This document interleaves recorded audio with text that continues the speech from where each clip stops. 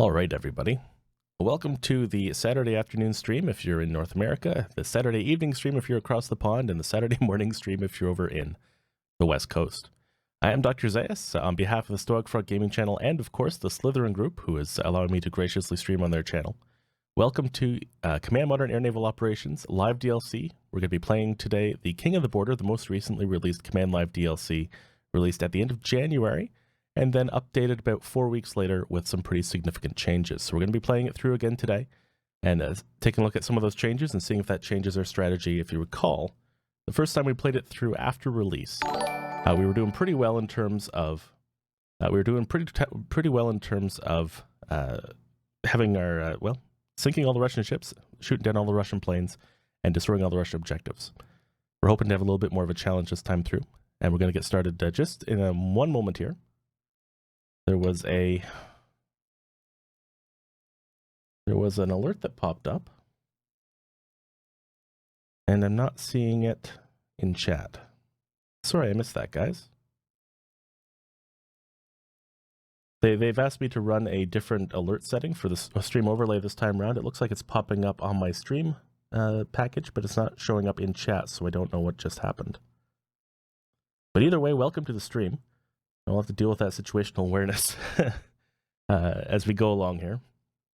Welcome Lanzer, welcome Panoikel, Dead Meat, Grey Knight, XXII, Jamie B, PS359, Friar Oakenshield, the Friar himself. Yeah, it's something new that they're wanting me to try with the overlay. So if it doesn't work out in this first stream, if I can't see who's actually triggering the alerts, then it's going to be something we'll fix for the next stream.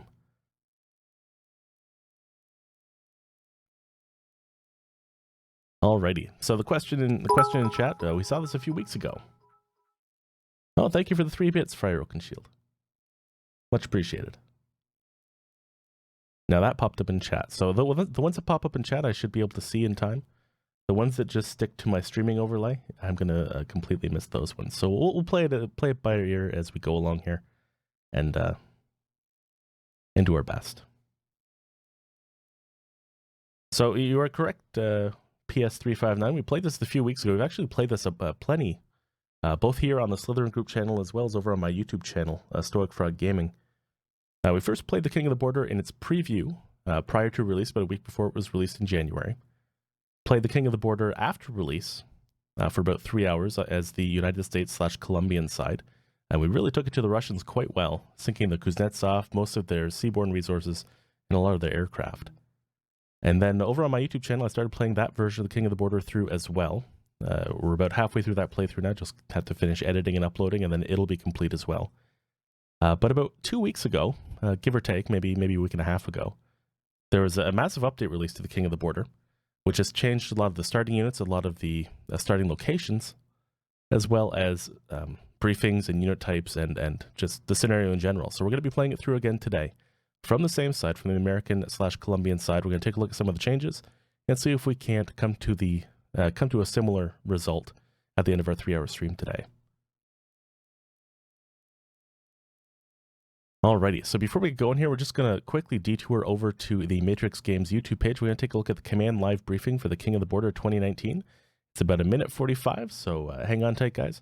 Let's take a look at the video here and take a look at what this scenario is all about.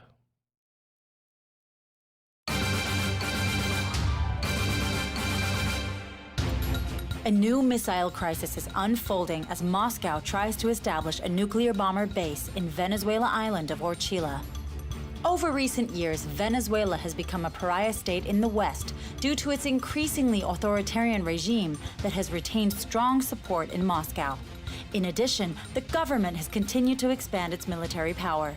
Its Air Force is equipped with early model F-16As and the latest Sukhoi Su-30 Mk2s, while its Navy operates small but modern vessels sourced from Europe, mainly with German-built submarines and Italian frigates.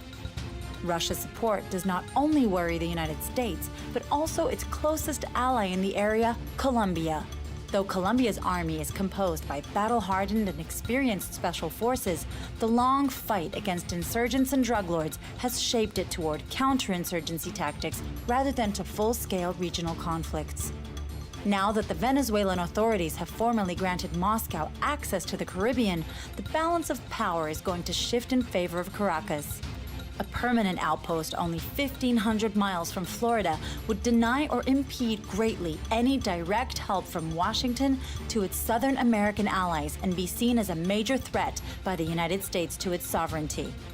Will the United States sit back while another Syrian-style civil war erupts right on its doorstep, and Russia taunts it with a nuclear dagger aimed at America's throat? Stay tuned for further information.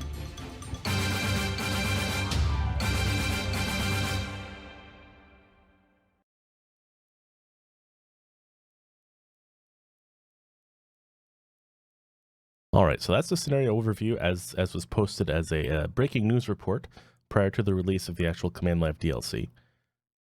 The scenario is very difficult, very complex. It's set slightly in the future, October 28th of 2019, and it's 2 days in length. Now we're going to skip over the scenario briefing because we essentially just saw that in video form. And we're going to move on to the briefing for the American/Colombian side of the scenario. Now this has been completely rewritten. There's a bunch of new information here. A bunch of new context, a bunch of different units that we're going to be seeing.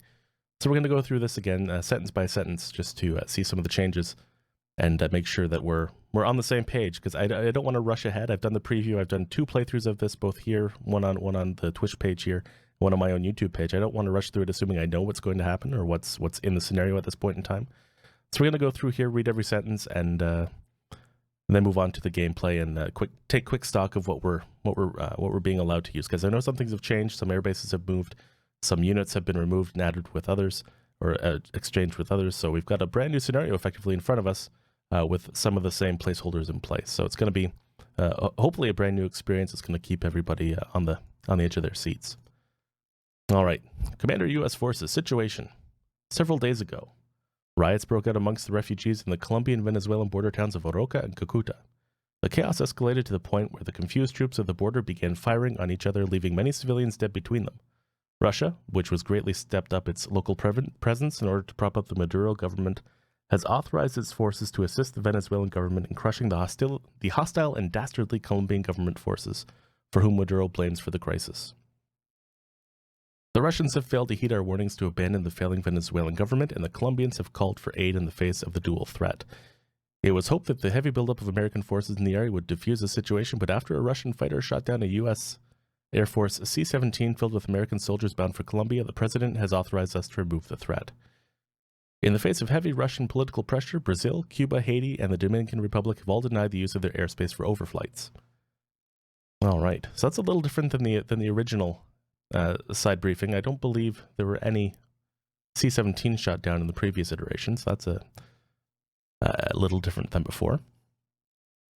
Our mission is to repel all Venezuelan and Russian attacks on Colombia, defeat the Russian naval presence in the region, and render their air bases on La Orchila Island and La Chinita International Airport no longer effective in supporting the strikes.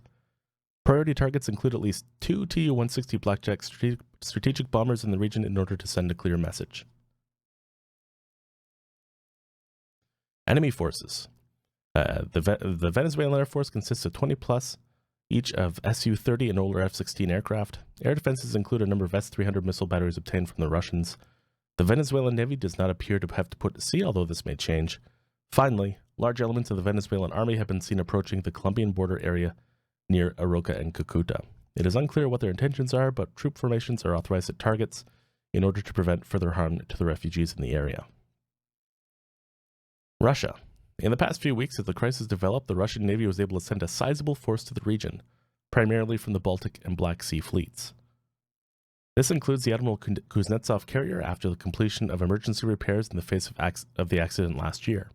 We suspect this large force, which is quite taxing on the Russian defensive capabilities, is meant to demonstrate to the world and the Russian people themselves that they are capable of fielding a global naval presence, especially in the U.S. backyard. Expect modern frigates in addition to the Kuznetsov. Additionally, a large amount of transoceanic SSN traffic was detected, although recent storms have made it difficult to track their position. The Russians have staged a number of squadrons of fighters and fighter bombers, as well as support assets in Venezuela, centralizing their base on La Orchila Island, as well as the airport at La Chinita.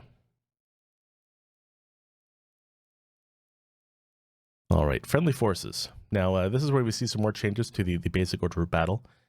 In the previous scenario, we did not have any bases north of Puerto Rico, but now we have a naval air station in Key West available to us with a detachment of 2 B-1Bs, 8 tankers, 3 E-3 sentries, and 5 P-8 Poseidons.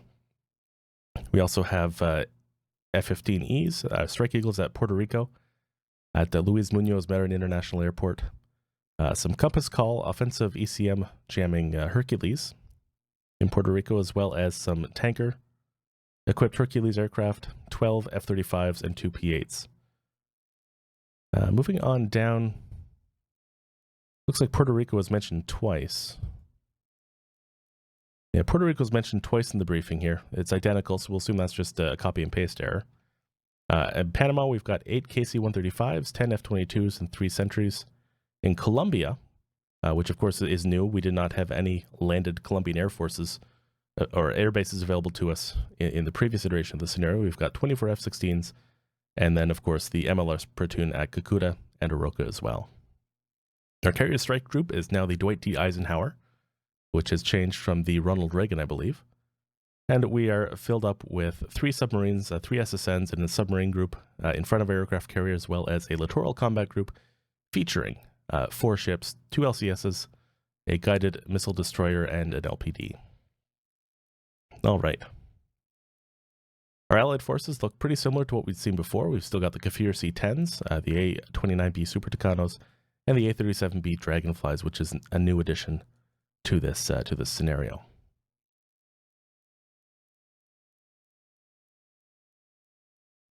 You see Blackjack, another supersonic bomber like the Cold War era backfire. I do believe it is, but my memory is not amazing. So let's take a look at the database viewer. Always better to be right than unsure. Let's pull this up. It's TU-160. Let's take the most recent version, 2011. Sure looks supersonic. Let's take a look down at her speeds. Yep, capable of 920 knots, 1.6 Mach. And probably quite the range on her, 3,000 nautical mile strike radius with standoff weaponry. So yeah, long range, supersonic.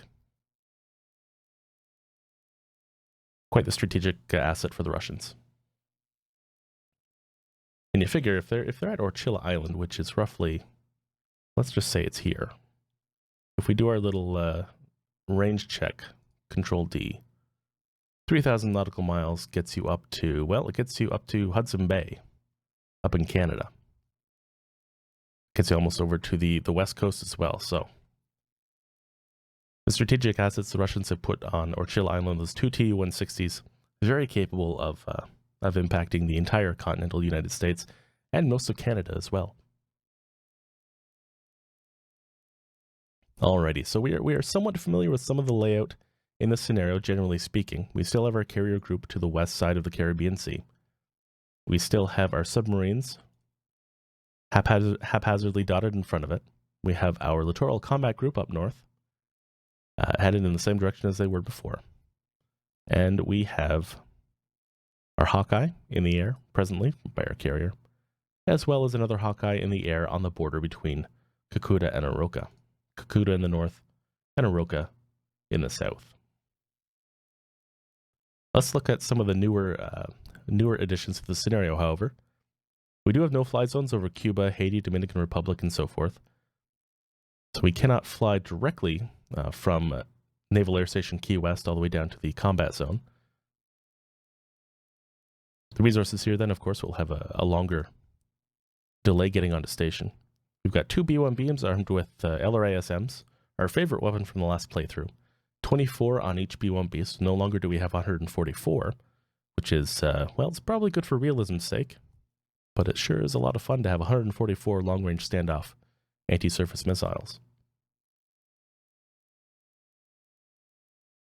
In this scenario, is this scenario a rework of the battle from a few weeks ago? Somewhat, Elros. The author of the scenario released an update to the scenario about 2 weeks ago, changing a lot of the order of battle and some of the events in the scenario to make them a bit more challenging for the player. So we're playing through the same side as we played before, but we're taking a look at some of the differences before we get going here. And I expect the gameplay to be somewhat similar, but not as easy as it was in the past.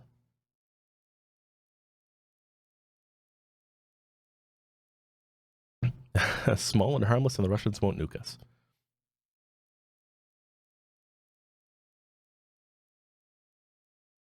Alrighty, so looking at Naval Air Station Key West, we do have 2 B-1Bs, but that's it in terms of strategic assets. 48 LRASMs.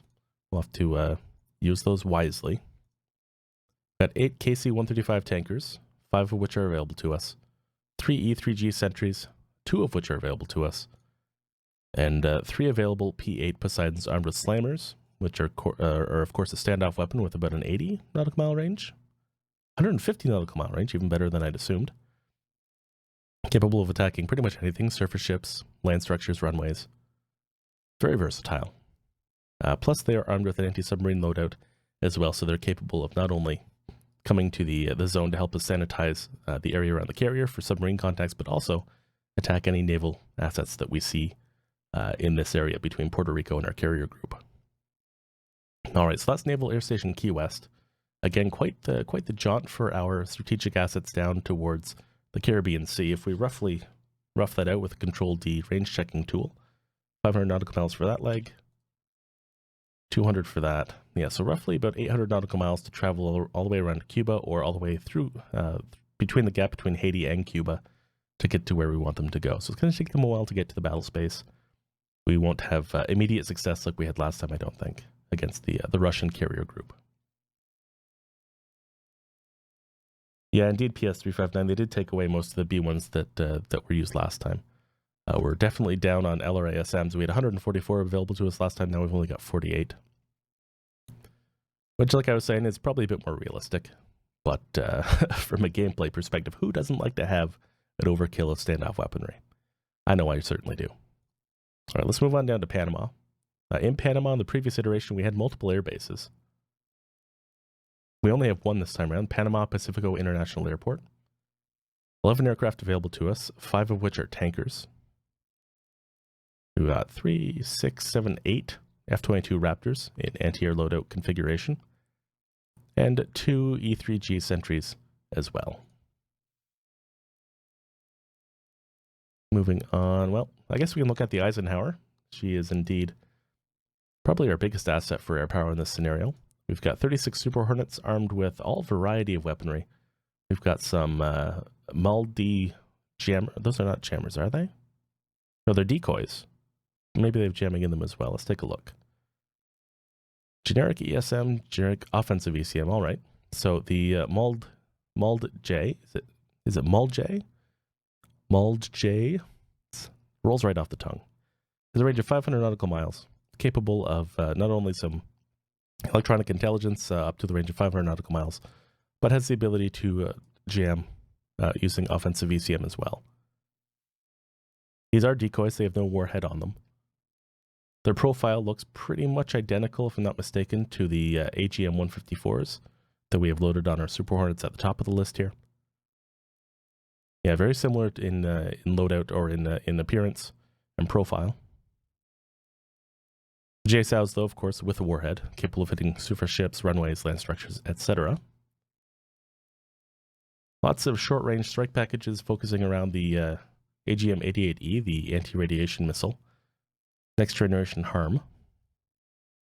70 nautical mile range, capable of hitting surface ships, radars, land structures as well.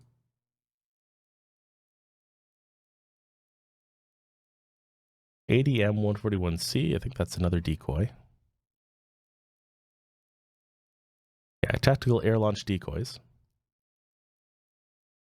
160 nautical mile range, no weaponry on it, of course. No sensors in any way. So kind of probably a last generation solution for the decoy problem. I would guess the ADM-160C, the MALD DJ with the jamming capabilities, probably the next generation of that solution. Further on down, we've got, of course, our regular complement of Hawkeyes, 2 available to us. We've got 12 FA-18Fs, the dual-seat version of the Super Hornet. These are our anti-air available assets, AMRAAM 120Ds, with the range of, 75?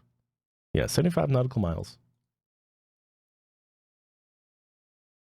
Some in heavy loadout with 6 AMRAAMs, some in light loadout with 2 AMRAAMs, and some in standard cap with 2 and 2 AMRAAMs, 2 Sidewinders. All of them, however, loaded with the forward-looking infrared system. Was it Terminator 2 is what the pod's called? Capable of performing air search up to 100 nautical miles, surface search and ground search up to 30 nautical miles. Got a regular complement of helicopters, most of which are probably anti-submarine loaded. Oh, no, they're not. Armed with Hellfires. Got our Growlers, equipped, 2 of them equipped with offensive ECM, 2 of them equipped with a short-range loadout of anti-radiation missiles. And then on our escorts, we have more Seahawks, mainly kitted out for anti-submarine warfare. Evening, Winter Mute. Hope you're doing well tonight. Welcome to the stream. Does the game have an option to switch to metric measurement? I don't know. Maybe. Let's take a look. Does not look like it.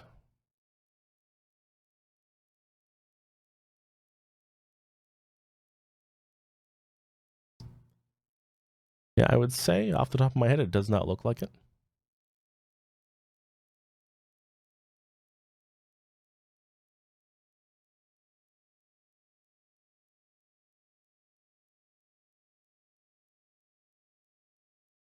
Yeah, I'd believe that would be a no. Hey, Dickie G. Welcome to the stream. Alrighty.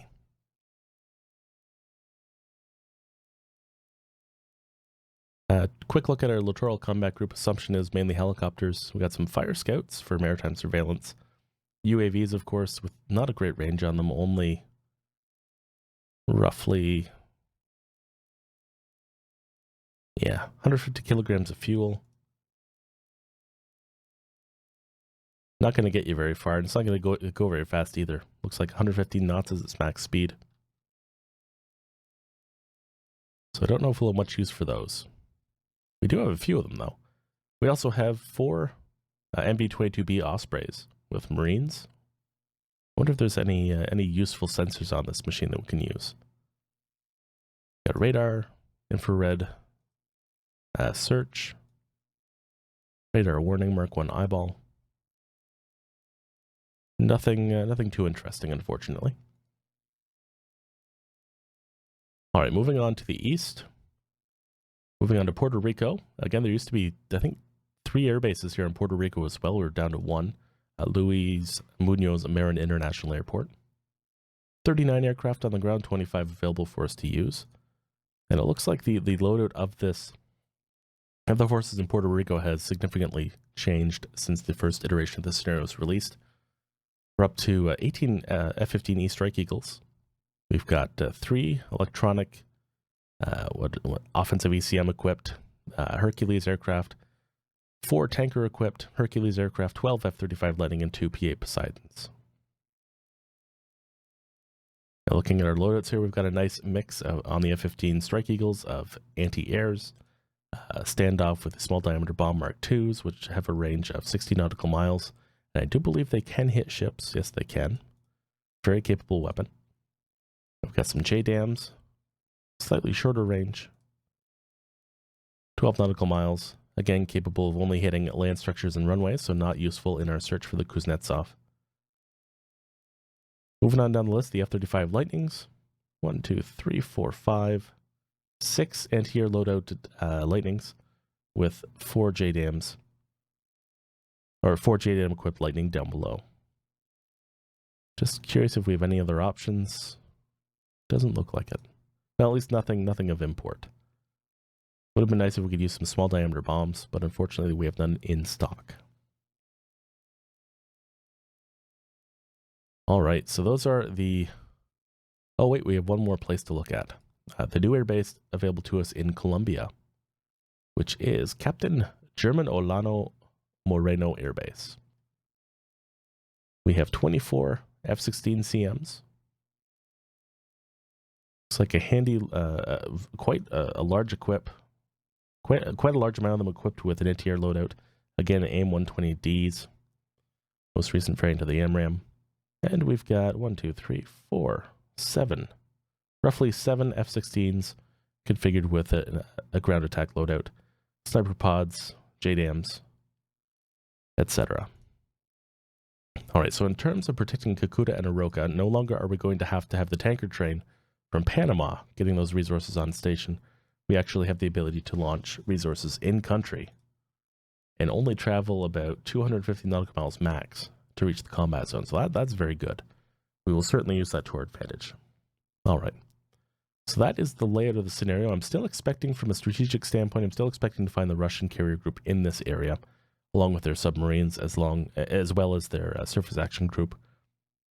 I still expect to have some anti-surface attack loaded aircraft being launched from the mainland in Venezuela. La Chinita is roughly in this area by this peninsula.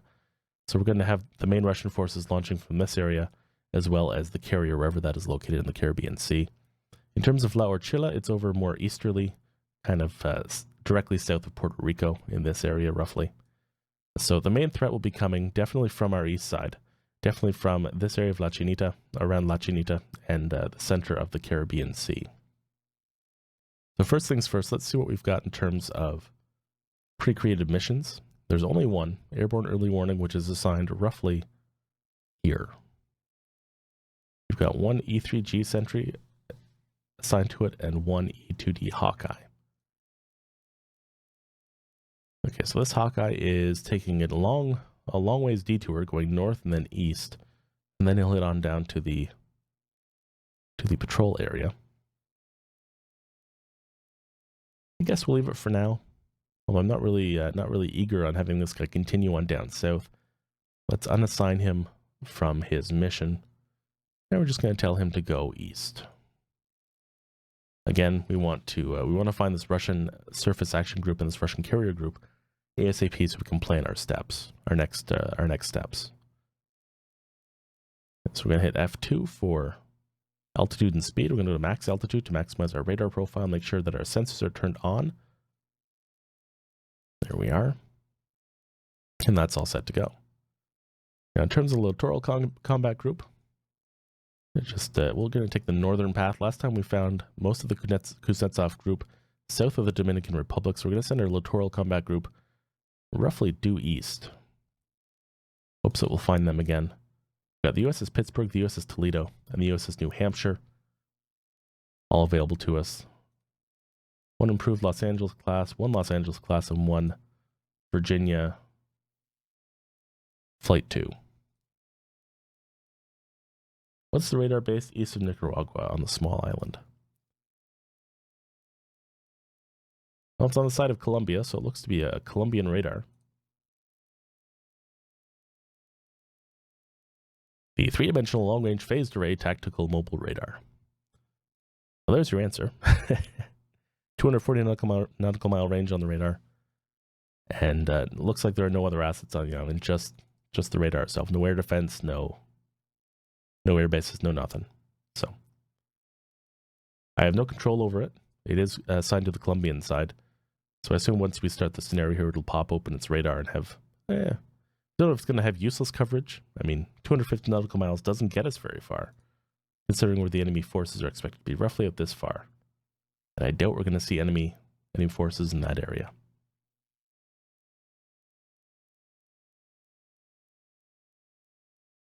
Alrighty. So we've taken care of our Hawkeye. We've got our littoral group going east. Pittsburgh's going east. Toledo's going east. Make sure they're all going just above the layer. And at I guess we can go creep speed. We're in no hurry just yet. Most of the action is going to take place in the skies, I think. These submarines are going to be biding their time until they're needed. All right, in terms of our Eisenhower group going due east as well, let's send him at cruise speed, 15 knots.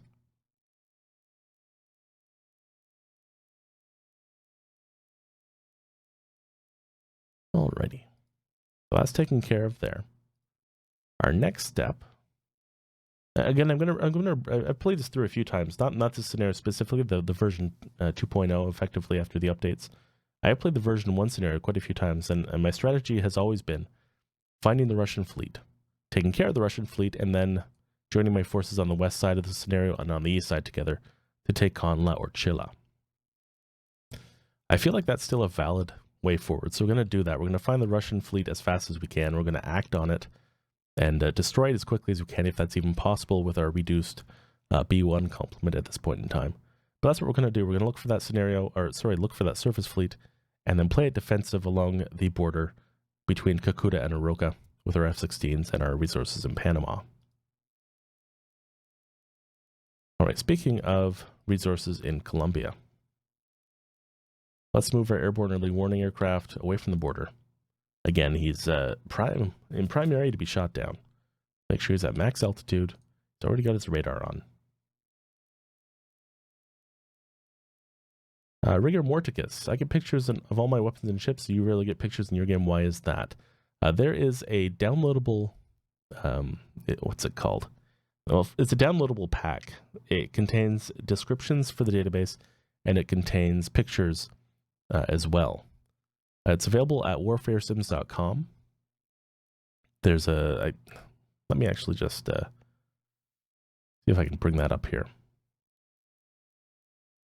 warfaresims.com. If you bring it up on warfaresims.com, there is a scenario and add-on downloads. Click on that, and you'll see here database, images, and descriptions add-ons. You've got images for both databases, the Cold War database as well as DB3000, and the descriptions as well. You can follow the instructions here to install them, and that will add a lot more context in terms of database descriptions and pictures.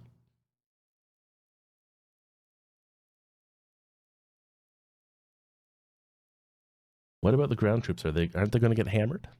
Well, we do have resources much closer to the battlefront, at least along the border, than we did in the last playthrough.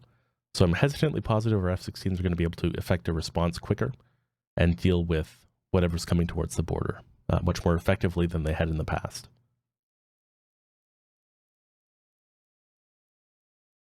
You want this game so bad.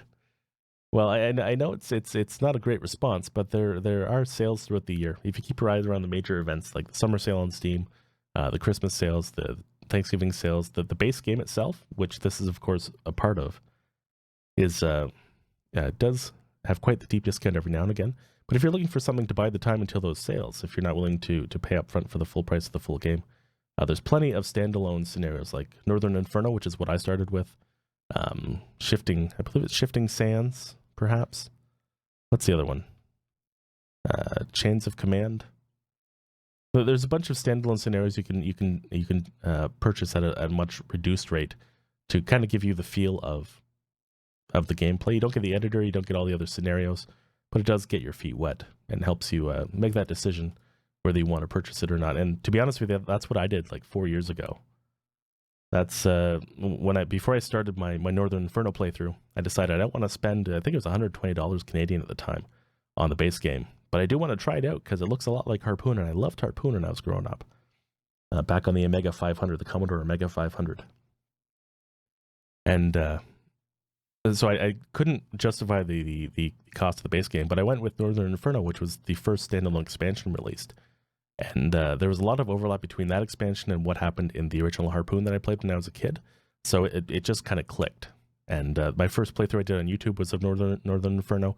And I think halfway through that playthrough, I saw Command on sale, and I picked it up, and the rest is history. But it's a great way to get your feet wet, great way to see if you actually enjoy the gameplay style, because it is a bit... there is really no other game like it, so it takes a bit to get used to, and it's a great way to get your feet wet by going with those smaller scenario packs that are standalone as well.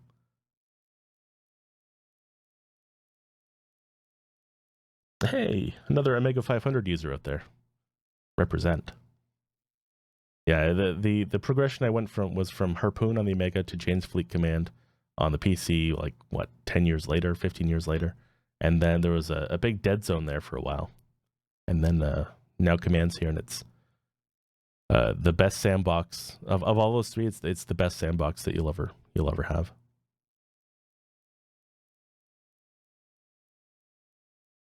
But anyways, back to our forces at hand here. Let's get some missions set up for our F-16. So we have some rally points that we can assign people to. Our Hawkeye's moving away from the border. That's perfect. Let's right click, go to add reference point. We're going to choose that reference point right there. Add a new mission. Let's call it Rally Point Oroca. We'll make it a support mission. I'm going to turn everything off because we don't care about really anything to do with this mission. We just want it there so we can assign planes to it and have them fly towards it when they launch. We're going to do the same thing here at Kakuta. Add a reference point, select the reference point, add new mission. Rally Kakuta. Again, nothing we need to do here aside from create the mission and let it be. Does Command have a war generator? Well, it has an editor, which is also the scenario creator. Yeah, so the scenario pack, the freely available community scenario pack, which I believe has over, I want to say 500 scenarios. Maybe I'm misremembering that. It has a lot. User created content. There is no war scenario generator per se, but there's a lot of people who put together scenarios on their own time that kind of take you from day 1 of the war up to day 20 or day 30 or day 40. So there's a lot of content out there, a lot of standalone content, and a lot of chained together content in the most manual of senses. I mean, there's really no war system in game to make that happen. But you can always go from scenario day 1 to scenario day 2 to scenario day 3 and kind of work through it that way as well.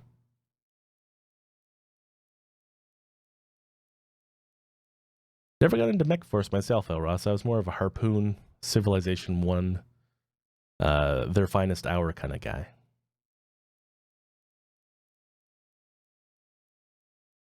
Those were my main go-tos on the Omega. All right, so we got our 2 rally points, one at Oroka, one at Kakuta. Let's drop those so they're no longer selected by hitting Control End.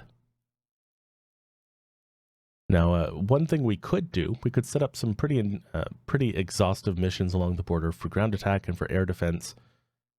We're not going to do that this time. We're going to take care of a lot of this manually. So first off, let's get 3 of our F-16 equipped ground attackers over to the Oroka rally point, and we're going to set 2 of our ground attack F-16 variants to Kakuta. Launch these 3 as a group, launch these 2 as a group, and off they go. Now we're also going to do the same thing with anti-air assets. I'm going to send, let's see, how many, they've got 4 AMRAAMs per Falcon. Let's send 3 over to Oroka, launch as a group. And we're going to send 3 up to Kakuta with 1 in reserve. Alrighty. Now we also have Raptors over in Panama. Raptors over in Panama. 3, 6. We've got 6 available to us right now, 2 available in 5 hours. Let's hedge our bets here. We're going to send 2 over to the northern point at Kakuta. Launch them as a group. And we're going to set up a tanker track. Add reference point there. Add reference point. Actually, no, let's not do it that way. Let's do a rectangle. There we are.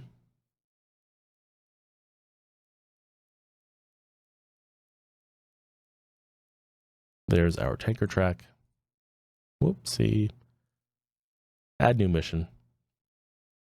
Tanker Colombia. Make it a support mission. Turn off 1/3 rule. Leave everything else as default. Go back to Panama. Choose our KC-135R Strato tankers and assign all 6 to the mission. And in the mission itself, we're going to go back to edit it and say, let's keep 2 units of each class on station. So we'll have 2 KC-135s on station at all times. Actually, let's just go with the 1/3 rule. That should accomplish effectively the same thing. All right, that's, wow, that's a little, that harms my OCD right there. Let's fix this. That's better. That's better.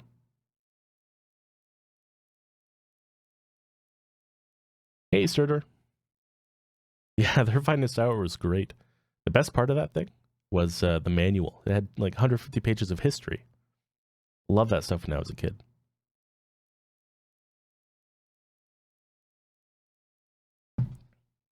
Yeah, the manuals were great. A lot of fun in those manuals. All right.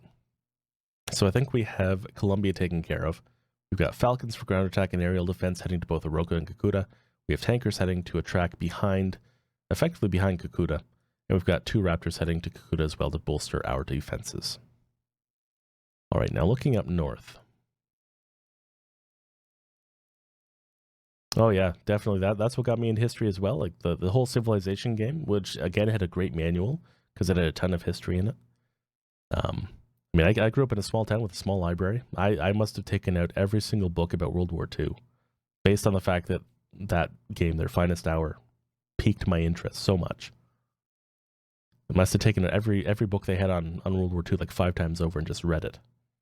It's amazing. I mean, back in the day, when I was a kid, when we had to walk uphill both ways to get to our destination, those game manuals, they'd be scoffed at today, but they were amazing. They were great entry points not only into the game itself, but also into the world history that the game was about, and that really changed me as a kid. I don't know if I'd had the same experience growing up in today's game world. There's not a lot of that these days. All right, moving on to Naval Air Station Key West, we do have some strategic resources we want to take advantage of, namely our 2 B-1Bs. What we're going to do is set up. What are we going to do? What are we going to do? 800 nautical miles here. Actually, let's take a look at Luis Munoz International Airport. Let's see what magazines they have. I wonder if we can rebase our B-1Bs. Okay, no LRASMs there. Slammers, sniper pods, sonobuoys, JDAMs, small diameter bombs. Alrighty, what if? The B-1B is capable of taking out quite a variety of weaponry. Just wondering, can she take out... No, she can't run small diameter bombs. Rats. Alright, looks like we're limited to Naval Air Station Key West then. Let's run a rally point. This will be a tanker point and a rally point for our Naval Air Station Key West aircraft. I'm going to add a new mission. We're going to call it Tanker Puerto Rico. Make it a support mission. Leave everything unassigned. We're also going to assign another mission just to the east of Puerto Rico. We're going to call this Airborne Early Warning, Puerto Rico. Make it a support mission. Again, nothing we need to add. We'll do it all manually. All right, let's go back to Naval Air Station Key West. We're going to launch both of our B1s. Whoopsie. Launch both of our B1s towards Tanker Track, Puerto Rico. Launch as a group. Going to launch. No, we're going to assign. No, we're going to send two. Send two KC-135s. Launch as a group. Then we're going to assign. We're going to unassign this E3G from the Airborne Early Warning Support Mission, which is effectively. How far away is that? That's like 800 nautical miles as well. Well, I feel like getting that E3G down here is going to be a waste of time. We've got some E3s that are effectively right on the doorstep of that mission, like in Panama. Let's unassign this E3 from that mission. And we're going to send it over to Airborne Early Warning, Puerto Rico. We'll assign the one that's not ready yet. That's ready in 3 hours. Go back into the mission editor and say, let's keep one of every unit on station. There we go.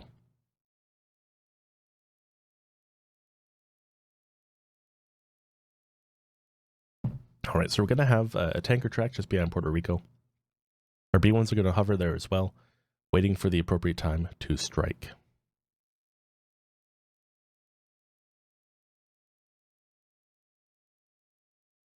Speaking of Puerto Rico, do we have anything we want to do here? Now, in the past, we've launched a massive B1 strike from Puerto Rico. We've launched P8s for eyes, and we've launched some F-15s as cover. Not so much interested in that at the moment, though. Tell you what I am interested in, however, is doing some aggressive scouting.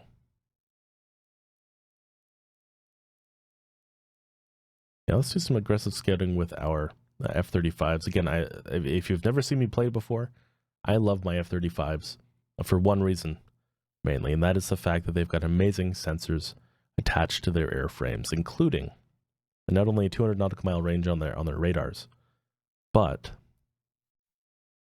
where is it here?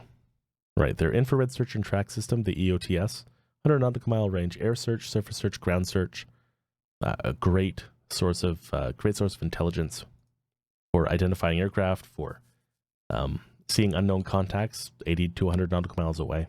Very, very, very handy. So we're going to do some aggressive scouting with our F-35s. We're going to send.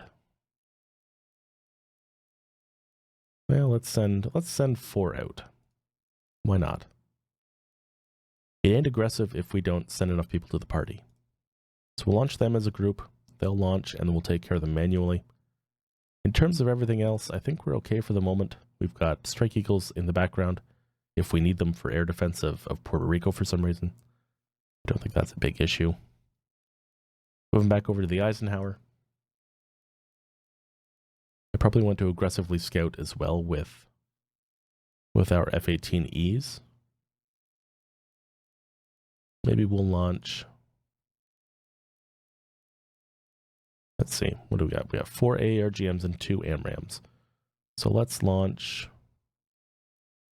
4 of them. Launch as a group, and we'll send them east as well. Alrighty. Is that enough for now? We've got our defenses launching for Colombia's ground forces. Of course, we have our MLRS artillery at each of Kakuta and Oroka, plus a few American forces on the ground as well. Not many, but a few. Infantry platoon or ranger platoon, mechanized infantry group. None of these units lasted very long in the face of the opposition flooding across the border, so I'm not holding out much hope for them. But either way, they are there available to us. The Colombian Forces look to be similarly arrayed as to last time. Some Kafirs. Ooh, what are these? They're armed with Spice 1000s. 35 nautical mile range. Ooh, 1,000-pound bomb with quite the ability to reach out and touch somebody. So that's a little different than last time. I don't remember seeing those. Got some A-37B Dragonflies. Light ground attack, it looks like. Looking to see if their Kafirs have changed at all. And they have. All right. So last time what we saw was the Kafir C-10s, which is the, was it a Mirage variant, I think, that was brought in from Israel. A version, an older version of the Mirage. Updated, mind you, to 2014 standards. And has the ability to fire not only short-range IR-seeking missiles that we saw a lot of last time, with the Python 5s. It also has the iDerby extended range, which is a air-to-air missile, 55 nautical mile range on it, active radar seeker, giving them a much greater capability, giving these Kafirs a much greater capability against the Russian and Venezuelan opponents than they had in the past. Now the Super Tucanos, of course, still armed with their Piranha missiles, which are not great. Range of 8 nautical miles, IR seeking. These guys they're kitted out for AA, but they're not going to be much of a challenge to the MiGs and Sukhois that are in the air. So we're going to see a bit more teeth from the Colombian forces this time around, I do believe. That is the hope, at least. Do you lose if all your ground forces get wiped out, or is it not so important? I don't know if you lose. I don't think there's any mention of auto loss. I do believe we have to defend the forces. I think they will affect our score, but I don't think there's like an auto lose immediate. X happens and then you're done. This scenario, I don't believe that is. At least it's not mentioned. Well, we can always find out the hard way, though. That is always an option. All right, so I think everybody is all set to go. All our missions are set. The rally points are good to go. Let's hit the go button and, well, see if we can't find ourselves some Kuznetsov. Oh, that reminds me, before I blow out everybody's eardrums, let's fix the sound. As always, guys, let me know if the sound is too high or too low, or if you can't hear the in-game sounds, or if they're too loud. I try to rebalance them every time I start a new scenario. Hopefully that'll be okay for everybody. Now it's a little quiet.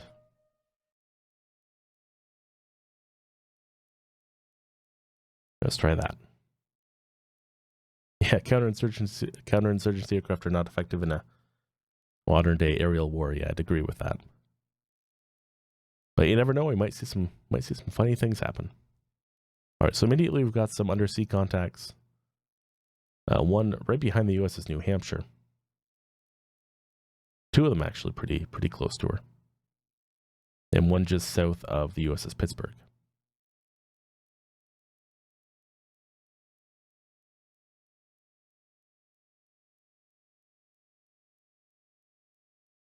All right, we'll see if those solidify at all. We've got some surface contacts south of the north and south of the Eisenhower carrier group.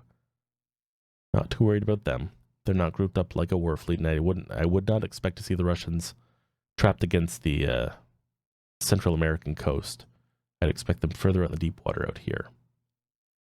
So again, I think these are kind of a red herring, so to speak. We detected a SA-23 Gladiator, which is an S-300 battery, in the northwest of Venezuela, close to Cucuta. Keep that in mind as well. Solidified the contact on just south of the New Hampshire. It's biological. Fishies, or whales, as it were. All right, our first set of aggressive scouters has launched, sending them east and turning on all their sensors.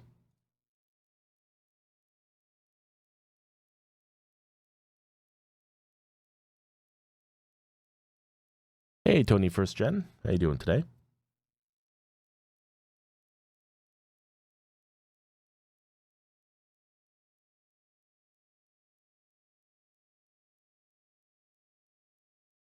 Welcome to the stream. We're just getting started here with the King of the Border.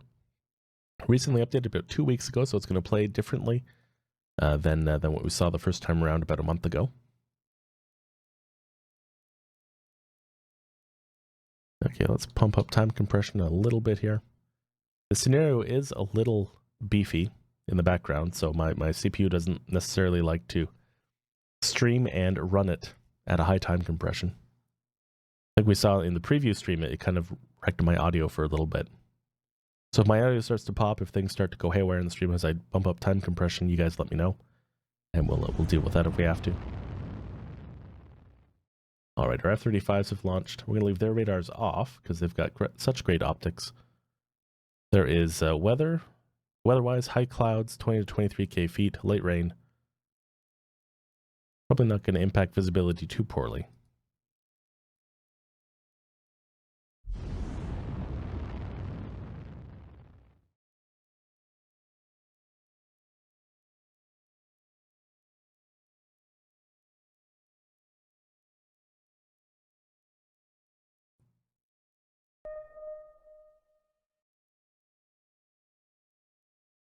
A whole bunch of Colombian aircraft taking off, some Super Tucanos, some, looks like Kafirs,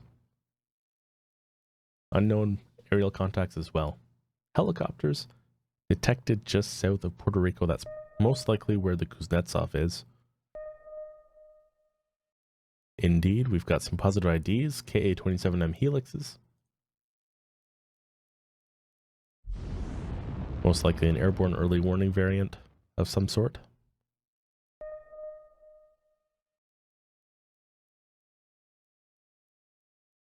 We do have a vector, though. We know they're roughly in this area. So we'll send our F-35s that way, see what we can find.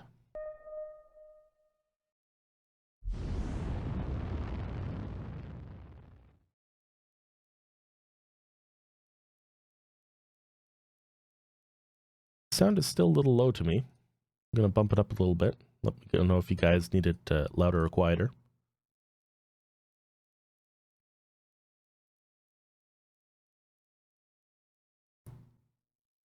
Alright, lots of aircraft in the air. Lots of Russian/Venezuelan contacts on the board as well. Su-34 fullbacks. Very capable attack aircraft.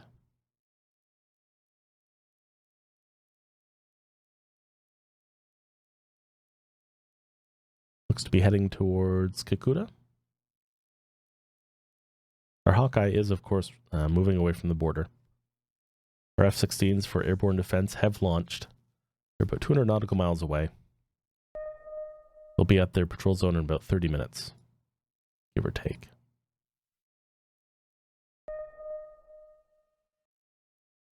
Right, we're going to bump up time compression just a bit further. Again, let me know if that brings us to any audio issues on the stream.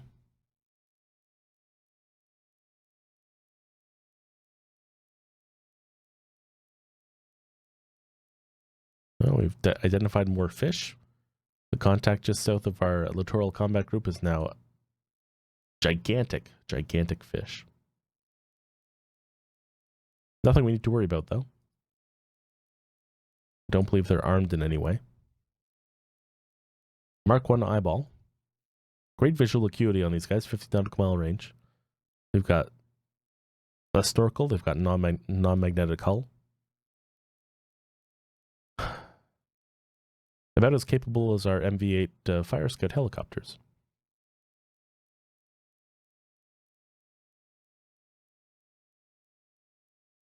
Or is it M8? MQ-8, sorry. Friar Oakenshield, thank you again for the 3 bits.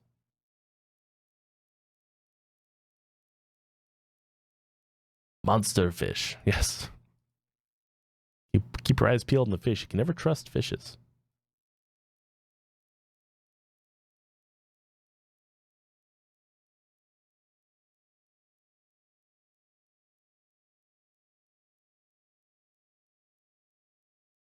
All right.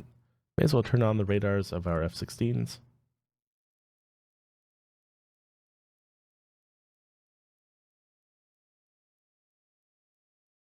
Make sure everybody is radiating.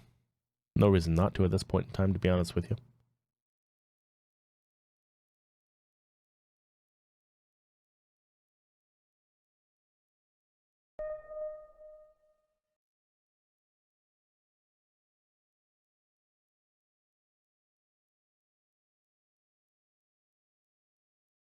Our F-35s, 100 nautical mile range for their IRST is roughly here. We have detected a ship. How do we detect a ship? Black Widow number 7, that's an F-35 Lightning, has discovered a surface contact 155 nautical miles away. What is the ANASQ 238 or 239? That's the sensor that detected the contact. Well, Eland, so they must be radiating at some point. There's somebody out there in the Russian fleet who hit that radar button.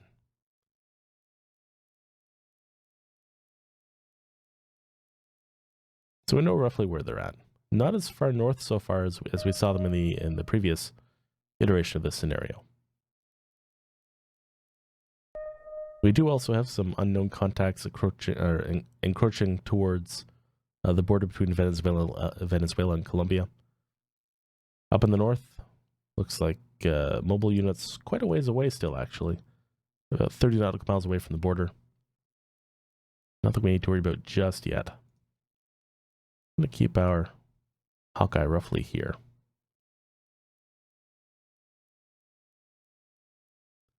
Got an A-50U mainstay heading out towards the ocean. My assumption is there's going to be a Kafir. Yeah, engaged offensive. There we are. What? We got a SAM detected 208 nautical miles away from our Hawkeye. Oh, I see. These Kafirs we were just looking at have raised the ire of the S-300 battery. Plus, looks like the Su-34s who are in the area as well. They're on their way towards the A-50U mainstay, of course, the airborne early warning aircraft available to the Russians from La Chinita, which, if we pinpoint it here, is roughly here. There it is. There it is. So not exactly where I thought it was. Still close to where I'd pinpointed on the peninsula, but a bit further west and a bit further towards the Colombia border.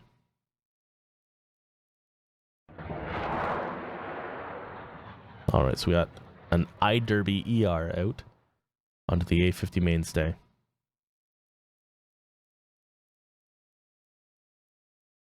The Kafirs might be able to take care of this this problem for us.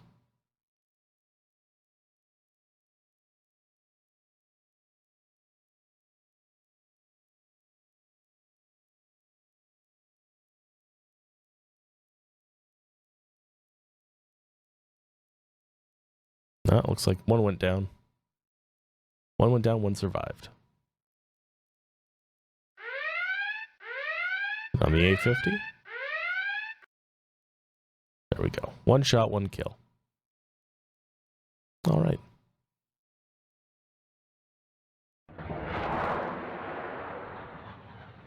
Now those launches that we're hearing, I don't believe are us.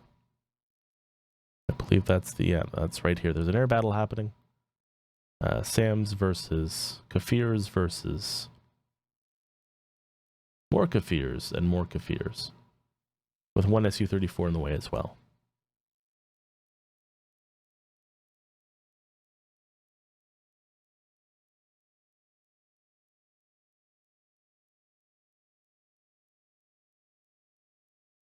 Well, he's going to fight for his life for a while. There's at least 3 Kafirs in the area.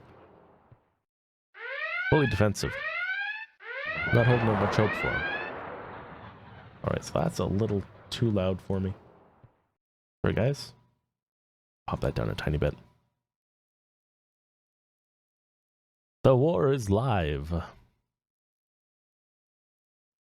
The first casualties have been inflicted.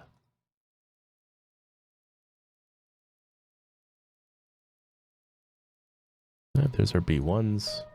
Our strato tankers, our sentry, around the sentry's sensors, that's fine too.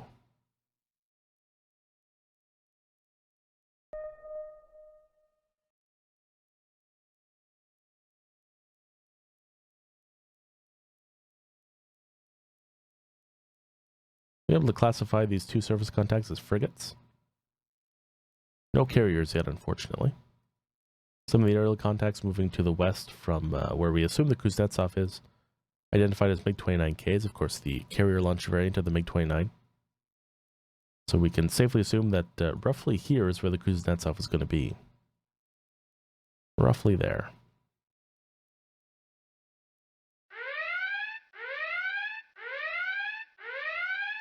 And those are more SAM launches on the Colombian Kafirs on the border in the north.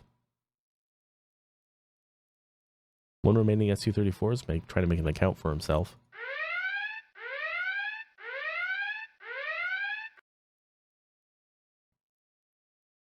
Just eyeballing the range between the Eisenhower. 500 nautical mile range between us and the Kuznetsov. Looking at our attack aircraft on the Eisenhower, for example. What is our strike radius?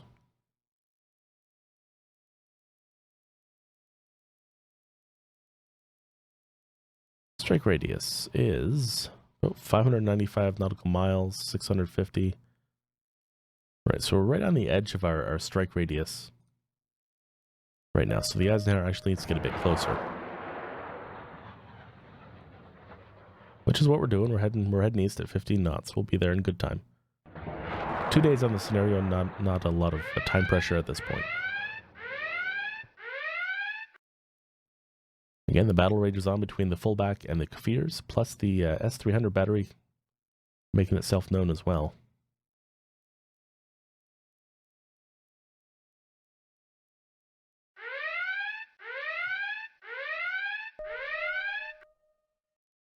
You know, I wouldn't mind taking out that S-300. It is really in an awkward spot, covering almost Cucuta. Covering the approaches to La Chinita, which we'll probably eventually need to at least reconnoiter with cameras and such to see what's on the ground.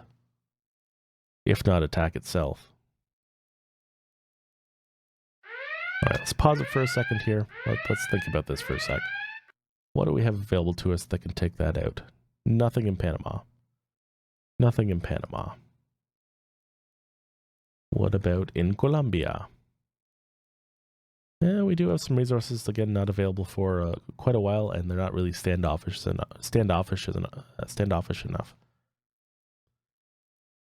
Say it 3 times fast. Okay. Got some JSOWs, 4 JSOWs per aircraft.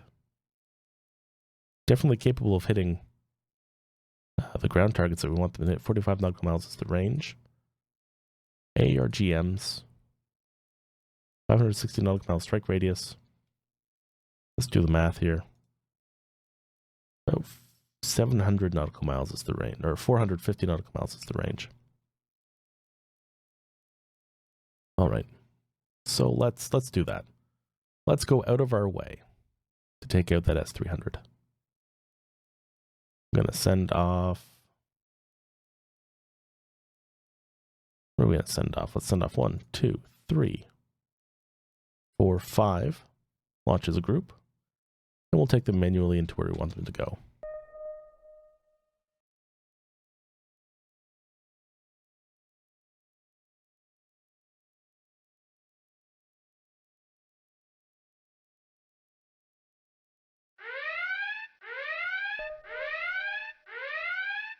Ground contacts sighted north of Aroca. Unknown as to what they are at this present time, but unlike the previous scenario playthrough, our F-16s are almost where we need them to be to support a push across the border. Actually, they have.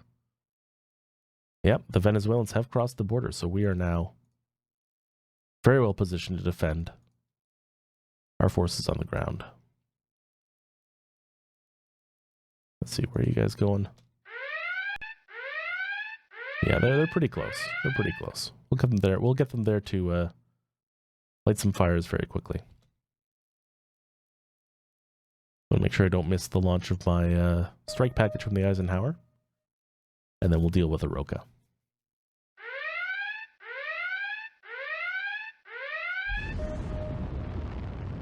Okay, there they are. Send them down this way. Off they go. Alrighty. That's our airborne defenders. These are our ground attackers. Let's unassign them from the support mission. send them over this way. We'll bring them on down to, well, first of all, how far are they away? 100 nautical miles, so we don't have to go down in height just yet. We'll keep them at altitude to conserve fuel. Oh my goodness, look at all those unknown contacts.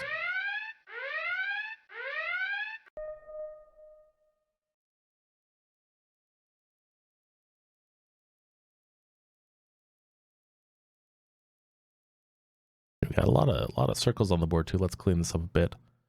Just a tiny bit.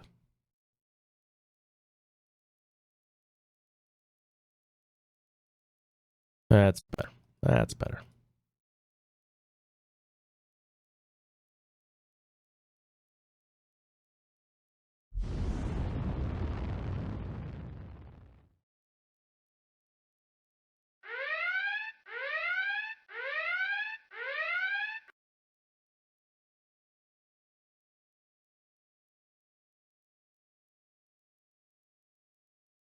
F-35s making good progress towards what we're assuming is the carrier group.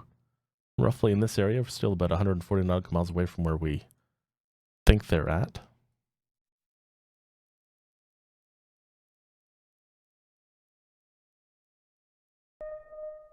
Colombian Forces being chased back across the border up north. Kafirs and Super Tucanos with their short-range missiles on their way to fight some Su-34 fullbacks. That's not going to end well for them. Not in the slightest. Does look like we've got some Su-30 Mk2 flankers, though, that are interested in our Falcons.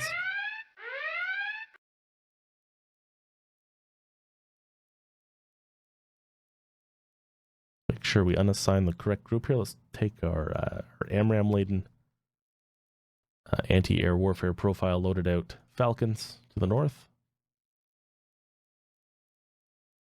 We have our ground attackers on station. Looks like the attack at Aroca down south is a lot closer to the border than the one heading towards Cucuta in the north.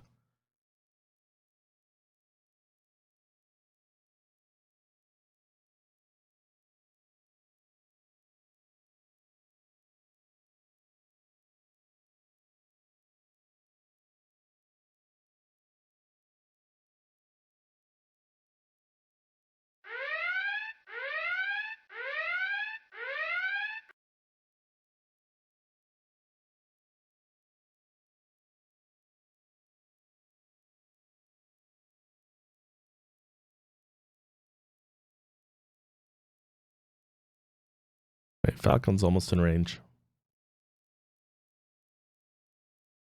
And off they go.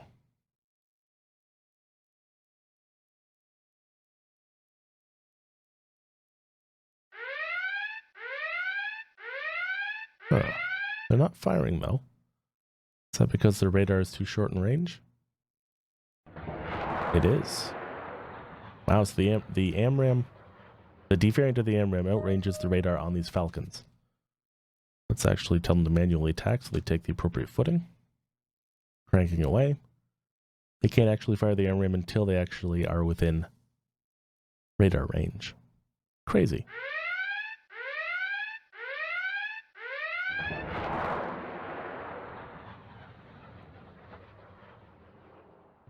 Well, looks like they have been, they've detected the incoming missiles.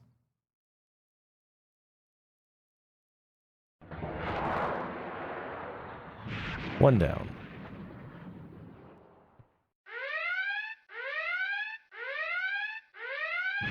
Two down. Awesome. Mission accomplished. All right, boys. Take up station right there.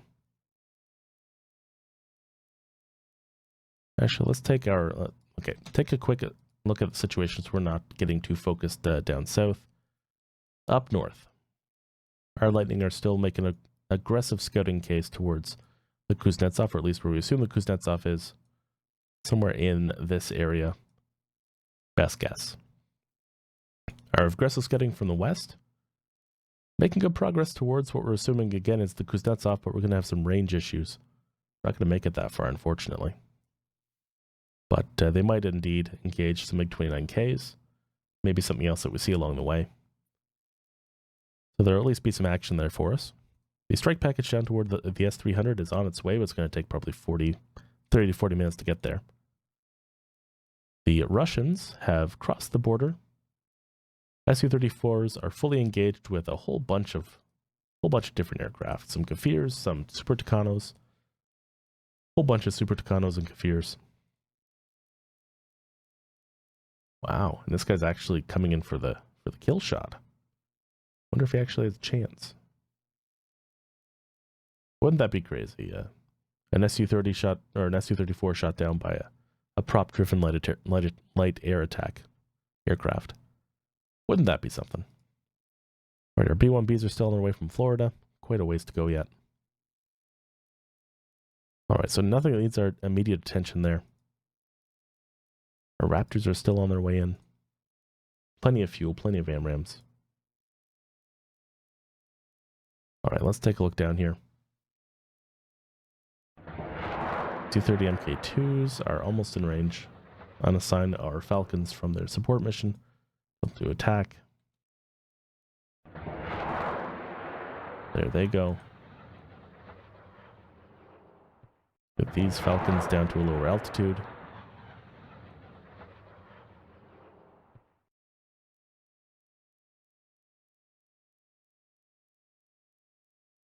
The reason at lower altitude so they can get some decent IDs on these targets. They had, if I'm not mistaken, they do have forward-looking infrared, which had a 30 nautical mile range on it, which is roughly 50 nautical miles away. So we'll get some good IDs shortly, hopefully.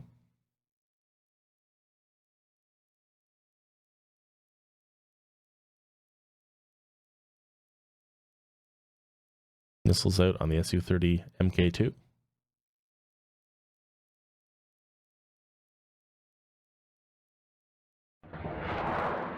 No joy on the first salvo. Enemy missiles inbound though. Looks like that's going to be quicker.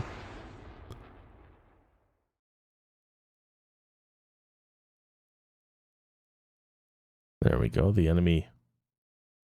Whoa, whoa, whoa, whoa, whoa. Whoa, whoa, whoa, whoa, whoa. Mobile contact has been classified as SA-21 Growler, S-400 Triumph.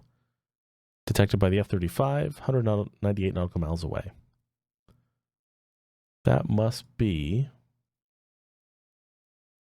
on Orchilla. Indeed it is. Alright, so this will be the main foil in our attack on Orchilla Island whenever we get to that point of the scenario. The S-400, of course, great range. Very capable of ruining our day. 135 nautical miles on its SAM range. Very capable defense. It reaches halfway across the Caribbean Sea towards Puerto Rico. Man, oh man. It's going to be a bit of a pickle, eh? Bit of a pickle. But we won't have to deal with that just yet. We'll have to deal with that just yet. I'm very tempted, though, however, to turn on my radars with the F-35s and just take a quick peek at what's out here. We won't do that, however. We want to maintain our stealth. And so they continue on. That being said, let's go back to the action down at Oroca. There we go, Su-34 is taken out. Let's unassign our F-16s with ground attack. Just tell them to manually attack what's in the area here.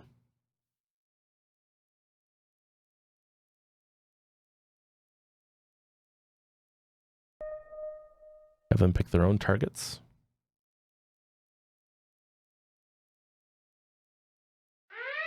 Super Tucano dogfighting with an Su-34. One Super Tucano taken out, one left.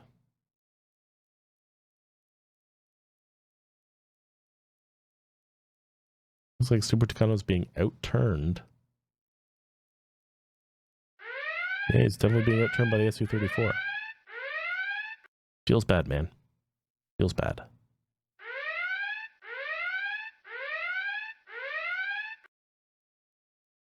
Oh. Maybe we've got the upper hand. I want to see a Tucano shoot down a fullback. Do it, buddy. Do it. Rats. Don't think he's going to be able to do it. Giving it his best shot, though. Giving it his best shot. All right, moving back down south.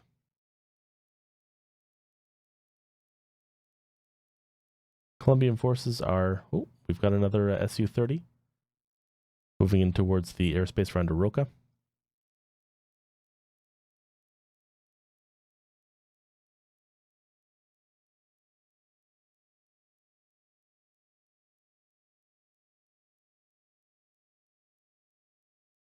RTB, why are you RTB?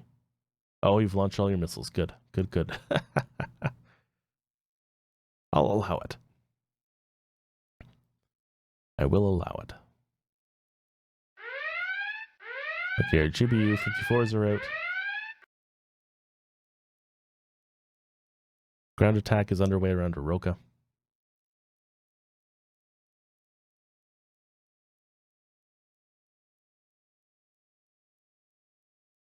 A lot of overkill on these attacks. A lot of overkill.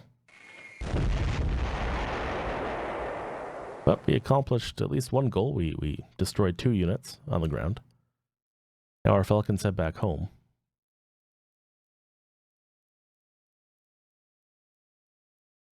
We will need to do the same thing eventually around Cucuta in the north, although these units are very much further inland. Maybe what we'll do we have time to send these guys south and reload and get back to Cucuta maybe? Maybe we do. Here, we're going to unassign the Falcons at Cucuta. We're going to bring them down. Why even? Don't worry about crossing the board. Let's just bring them on down to attack there. And we will rely upon the fact that the forces that we know about on the heading towards Cucuta are at least, it's got to be at least an hour or 2 away. Okay, moving on back north here. What are we doing? What are we doing? All right, our F-35s have reached their destination. There's a whole bunch of helicopters in the area. I'm just going to pop my radar on. I'm going to do it anyways. Radar on. Oh, look. It's an enemy fleet. We're going to turn our... we got to leave the radars on for the attacks, though. All right. Leave the radars on for the attacks. This ain't looking good. So the Kuznetsov is probably right here. Once the AMRAAMs go active, then we're turning off our sensors and running. We're very, very, very close. Very close. 1 helicopter down. 2 helicopters down. Other AMRAAM is active. All right, turn off our radars. Yes. Let's get below the cloud cover and actually see if we can get visual ID on these guys.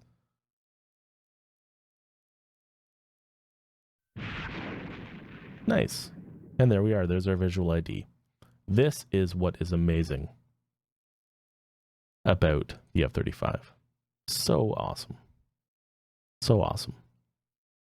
But what we do not see, however, is the Kuznetsov. Where the heck is those? Where's the Kuznetsov?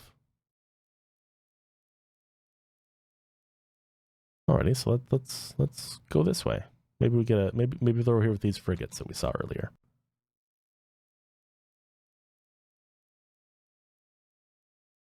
Maybe they are.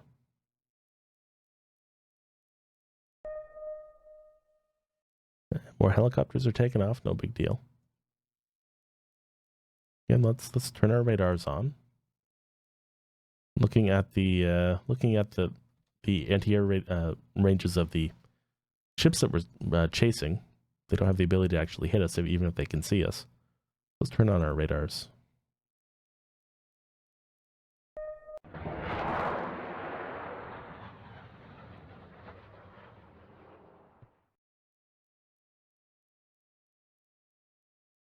We'll shoot down another helicopter while we're at it.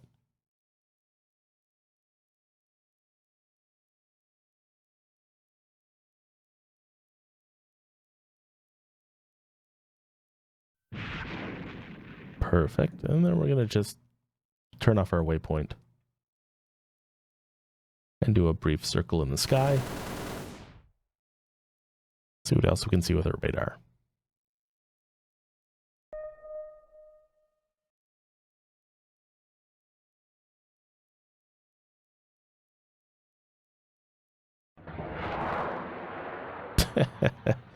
MRAM's out on those poor helicopters. No chance. Alright, Aroka's under attack. Aroka is under attack. Now we do have some friendly units here. Got some MLRS artillery. Let's do the attack thing with the MLRS artillery. Off they go.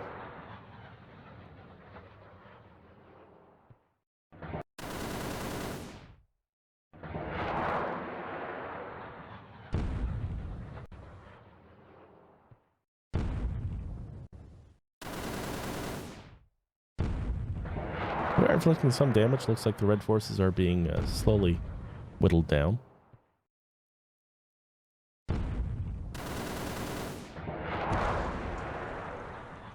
We are though also losing some ground-based forces as well, some strikers.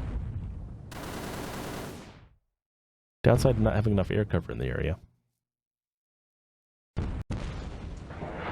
Alright, so that looks like it's taking care of itself for the moment. Just tell these Falcons to go attack the unknown red units,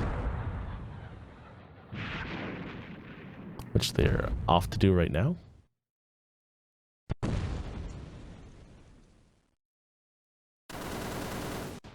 Strike on the S-300, still on its way from the Eisenhower, about halfway to the target.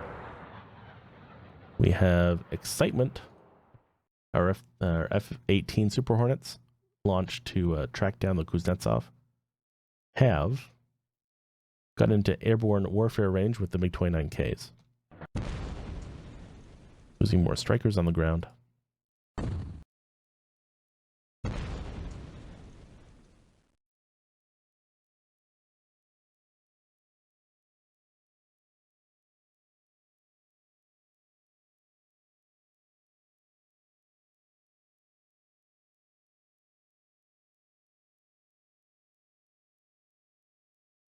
Making sure I didn't miss anything here. Lancer34, thank you for the Twitch Prime sub. No, it's much appreciated.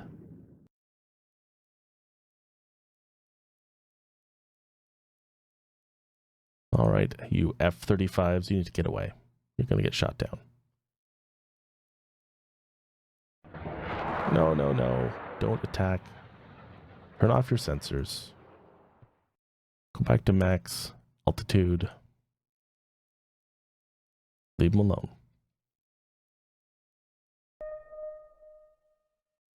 Alright, so where's the Kuznetsov? Where is she? Is she further east? If she's further west, our Hornets are going to find her soon enough. They're heading that way after all.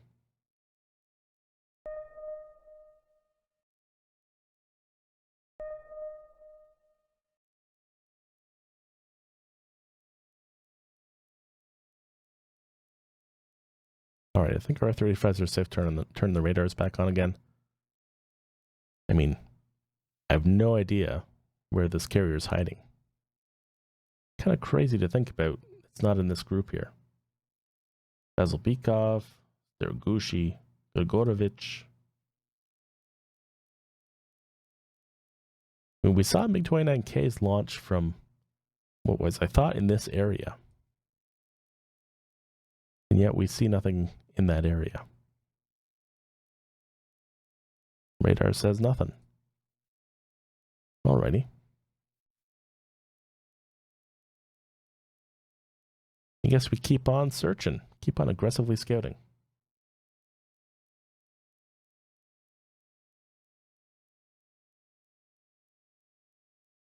Now, in terms of ground attack or surface attack, let's get those weapon ranges back on the board. Plenty of targets for our F-18 Super Hornets to hit. Plenty of targets.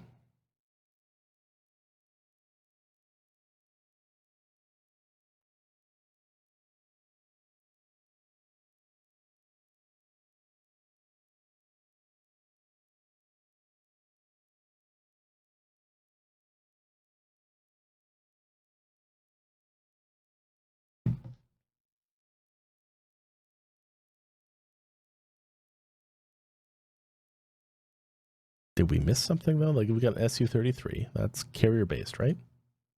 I believe that's carrier based. Carrier capable, yes. Does Su-33 launch from the Kuznetsov? We have this area covered with radar. We have this area covered with radar, and we cover, if we circle our plane around, we cover this whole entire area. I think the Kuznetsov still exists, right? She didn't sink?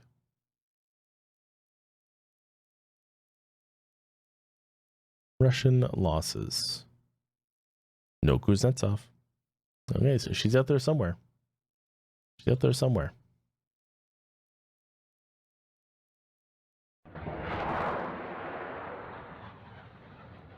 MiG-29K is launched from behind. So maybe she's over here. Yeah, she's got to be further east. There's no way she's hiding in this area. There's no way. We've got too many sensors, too many electrical, optical eyeballs to see otherwise.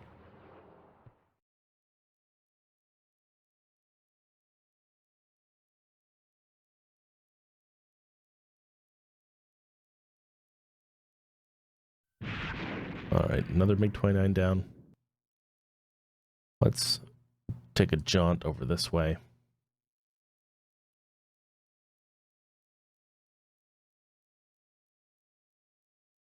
Heading to refueling point. No, you're not. Refueling point takes you through the worst possible areas to go through. Let's not do it that way.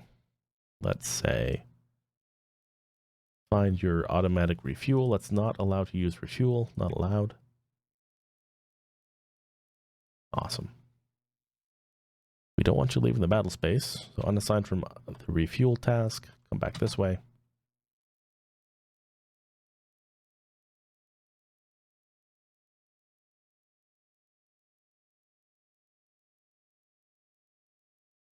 There we are.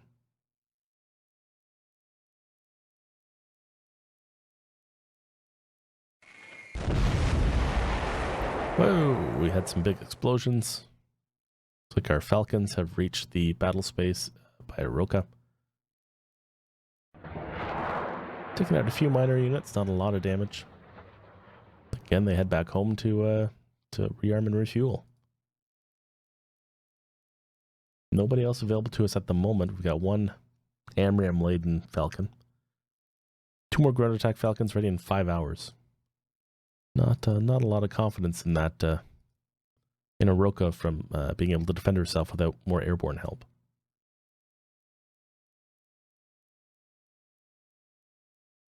Missiles out from our Super Hornets on the Su-33 flanker.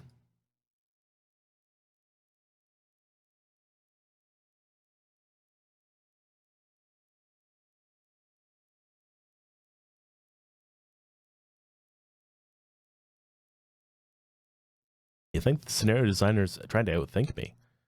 Well, they shouldn't have to think too hard. I am completely confused. This carrier is maybe they've added submersible tanks to it so it can go underwater for a bit. I don't know where she's hiding. Unless I'm blind, unless she's here somewhere. Gogorovich, Gorshkov, Gogorovich. I don't see anything else.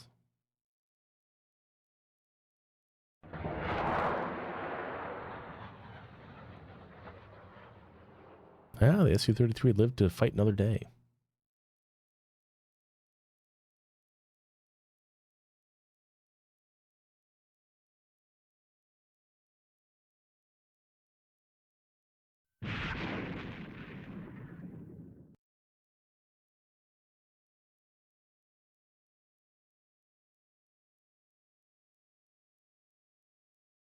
All right, they've gone active. Let's finish them off, please. Come on. Oh, come on. Help a dude out here. We got no AMRAAMs left. We're about to get into a knife fight with our 4 attack aircraft. That's okay. That's okay. We can handle this. We got this. AMRAAMs are going to take him out. Just watch. Oh my goodness. What happened there? 8 AMRAAMs dodged. 8.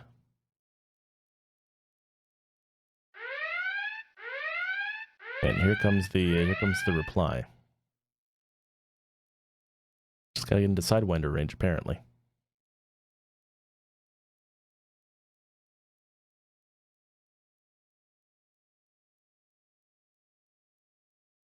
Don't die. Good, okay. We survived one. Survived one. Okay, now we need to get some Sidewinders out on this guy. Doesn't look like we're launching automatically. At a DLZ. At a DLZ, at a DLZ. Maybe we're too low? Is that a thing? We're too low? Well, we're going to lose a Super Hornet here, I bet. Here it comes. Oh, they evaded one. Come on, we need to get a counter shot off. We're too low to fire. Too low to fire. There we go. Misses out.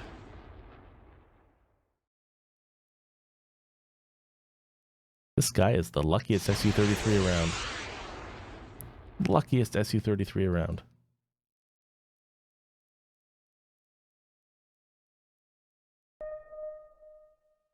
RTB. Why are you RTB?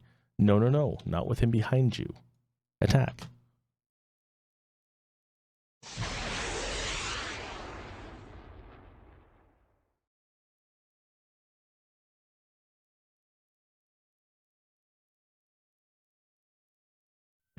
There we go. Wow. All right, so let's unassign them from offensive. Let's move them back towards the surface group here. Get them back up to high altitude. Cruise speed will do.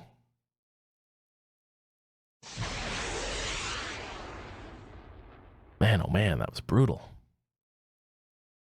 But we got lucky. That Su-33 was extremely lucky against, what, 8 AMRAAMs and 2 Sidewinders? All right. Target is out of range. Outside bore sight. Outside bore sight. Out of range. Okay, get a bit closer, boys.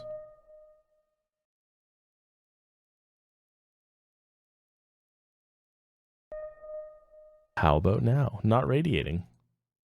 All right. Well, let's enter their aerial defense zone and see if they start radiating.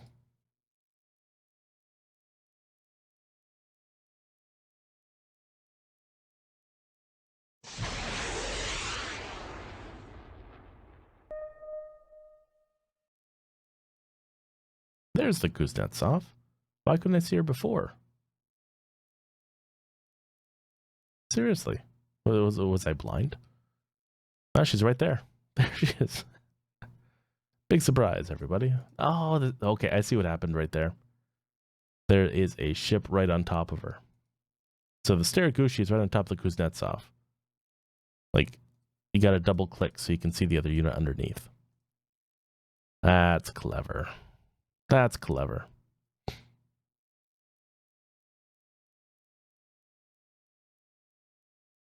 Alrighty. Bingo fuel in 1 minute 41 seconds. Ah, we're fine. We're fine. We got this. They are finally radiating. Let's do 4 on him.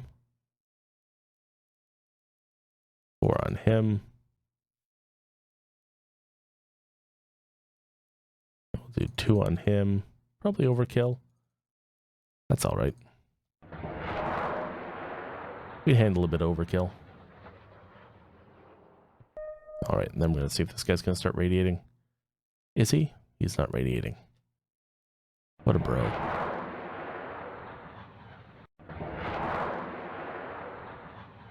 How about now? How about now?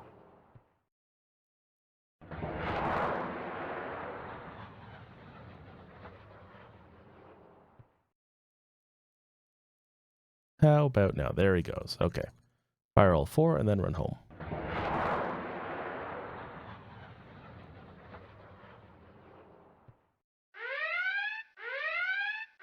Yeah, there's the SAMs.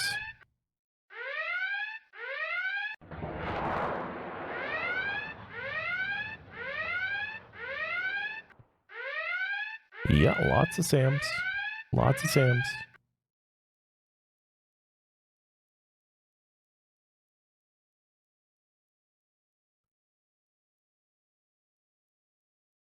All the SAMs heading after my F-18s, though.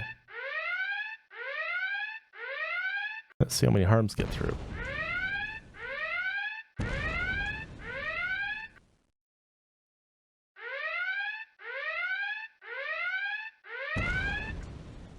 Yeah, looks like not a lot.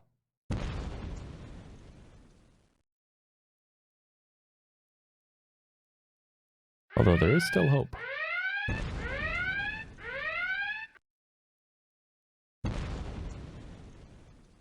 Rats. So the Admiral Gogorovich shot down our AARGM strike.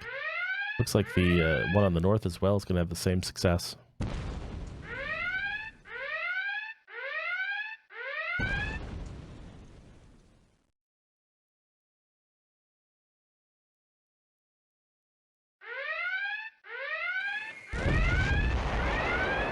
Hey, we actually hit something. I think. Game log just jumped too far to see. Let's pull that game log back.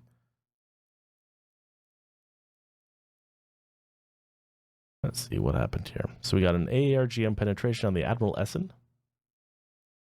One hit. 100% penetration achieved. Admiral Essen. The Grigorovich up north.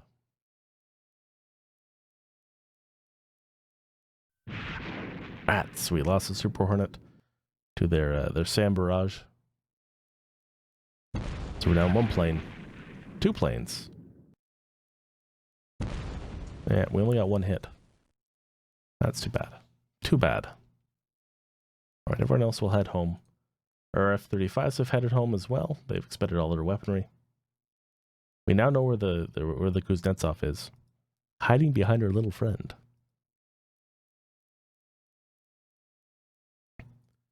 Our striking towards the S-300 is well on its way. We're almost where we want to be honest with you. Let's see here. Do we have any... S-300, remind me how she performs. How does she perform?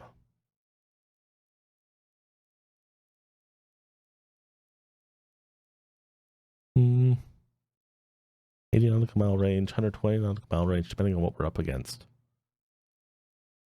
Let's see, do these weapons have any downside? Target altitude 80 feet above ground level. No, they seem to be pretty competent. Okay, so if it's an SA-23B, which I doubt it is, it cannot hit anything below 3,000 feet. That's probably not what we're up against. We're probably up against the Gladiator instead of the Giant. Okay, so no immediate weaknesses to them. We have jamming.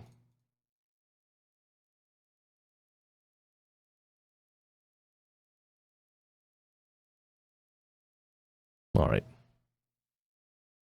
They're on their way, and we'll turn on our sensors. Why the heck? Well, no, we won't. We know there's bogeys there. I don't know if they see us just yet. We should probably dive a little bit. Minimum altitude.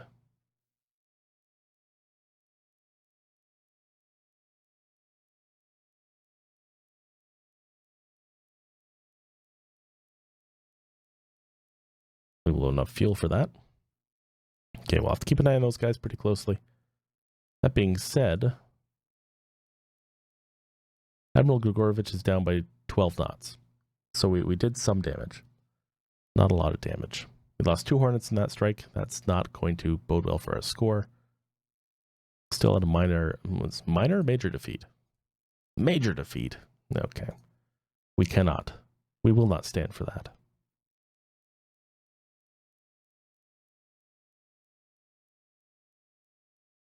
Now the chase outs have a range of 45. Yeah, 45 nautical miles.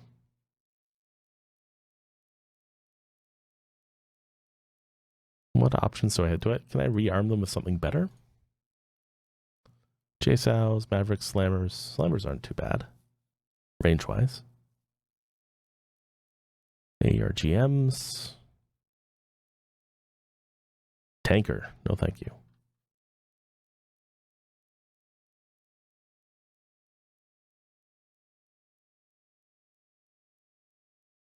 All right. We have plenty of loadouts available to us. So we can launch a massive strike if we want to, and then have 6 hours to reload everybody and still be in good shape for a second strike. So I think that's what we're going to try to do here.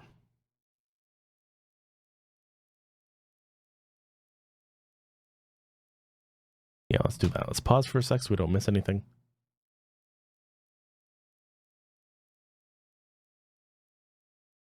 One, two, three, 4, 5, 6, 7. Launch these guys as a group. And we have our jamming decoys. With our regular decoys, let's launch them as a group.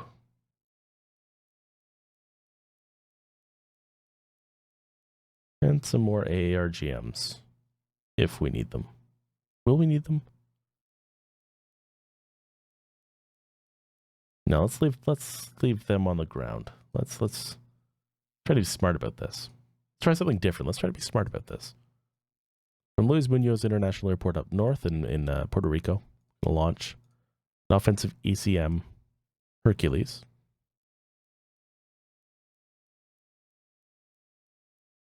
Small diameter bombs are available to us as well.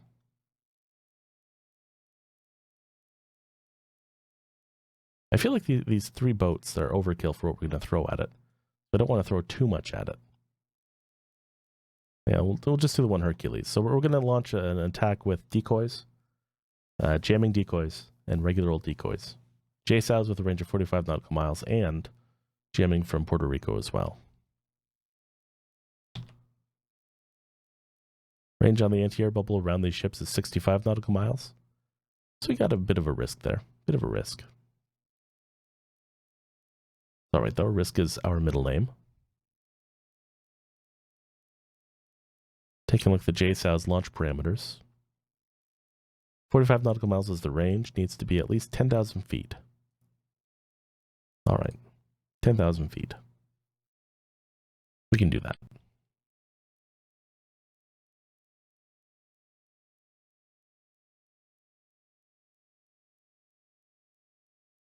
Okay, let's go back to our strike on the S-300. Looks like we're going to have to defend ourselves from some Su-34s before we're going to have the chance to attack the S-300.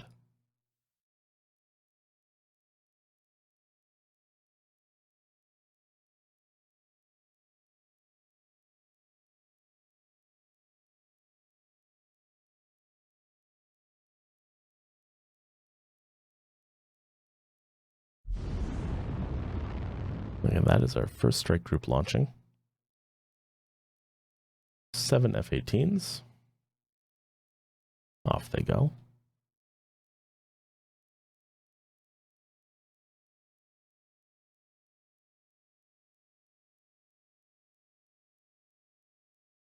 I don't really want to get into an air battle here. I don't think they've detected us. They're not afterburning, which would indicate they detect us. Let's just... What happens if we do this? No, they don't care about our heading. Do they?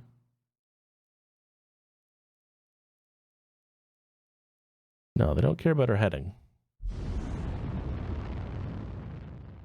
All right, we're gonna see if we can sneak up on everybody here. 4 launches from the Eisenhower. These are our jamming decoys.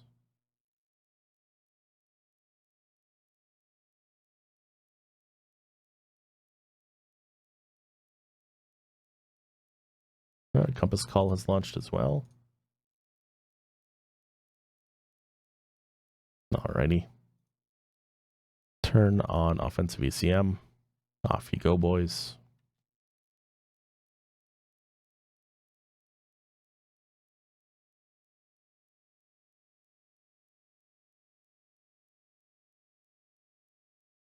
Alrighty, so for the AARGMs to fire, we need to pop up to 200 feet above ground level. That's easy. That is easy. For our AMRAAMs to fire, we need to pop up to at least 200 feet above ground level, and the target altitude has to be within how many feet? What's the difference between us?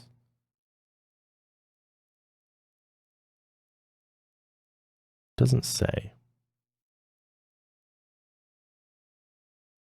All right, so we're gonna assume this is gonna be okay. We'll pop up once we get within range of the S-300. Launch a full ARM strike on these fullbacks. Full ARGM strike on this S-300. Maybe pop off on the snowdrift as well.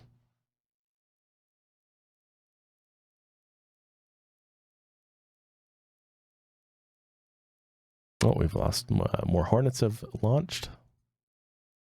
Oh, no, they haven't. We've got 7 and 2. Should be 2 more launching. There they are. Those are the old-fashioned decoys.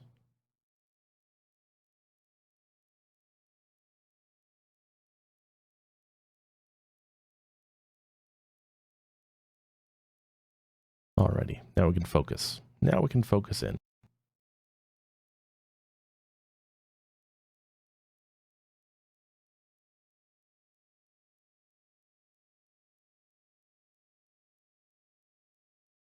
Actually, I wonder if we can get by these guys without actually being spotted.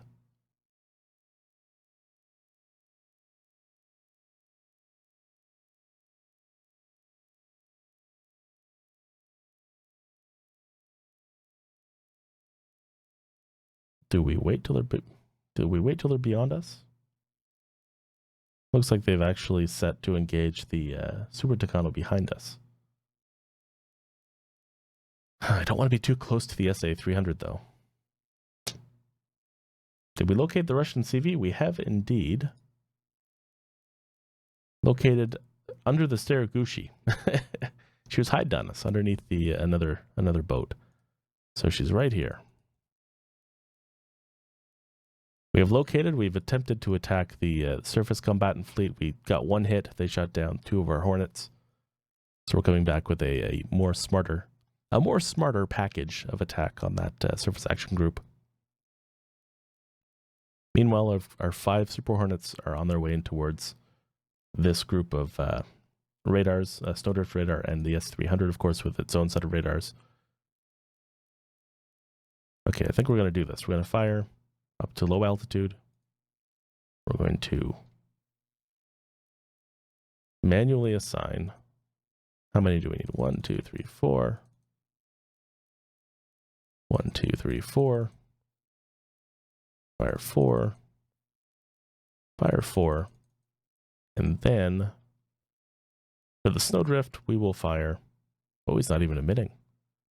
We'll save 2 for him and send the rest here. Okay, so let's get that done. Let's slow down time compression so we don't make any mistakes here. Okay, so that's 5 ARGMs off. 10 ARGMs off.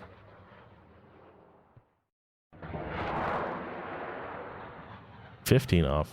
5 more to go. Okay, so ARGMs are away.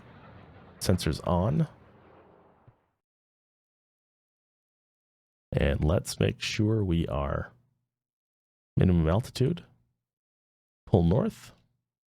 Do a manual attack on these Su-34s. Okay, we've got to wait for our radar to click on. There we are. Try it again. They've already allocated the AMRAAMs to fire. Off they go.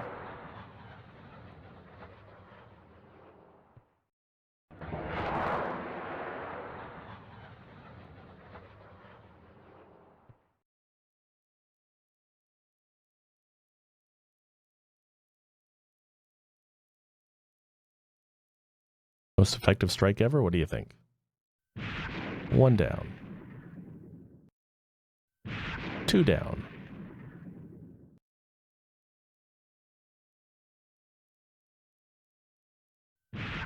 3 down. So all 3 fullbacks were shot down.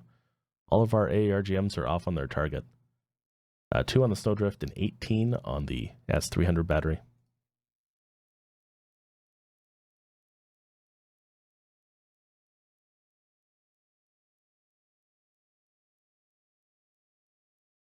All right, our Hornets are RTB.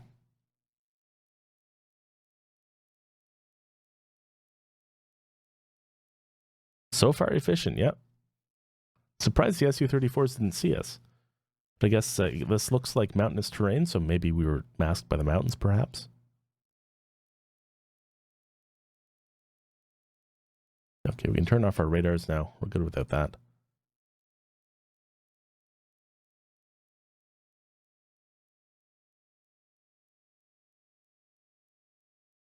All right. Survey says, let's speed up by half.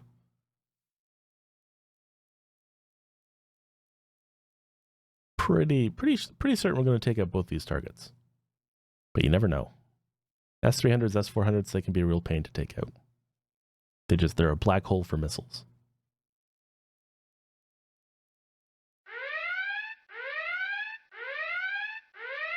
There is a SAM.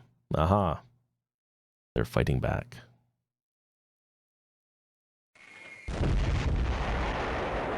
You can't shoot us all down, can you? Yeah, 15 left. Oh yeah, we're totally beating these guys up.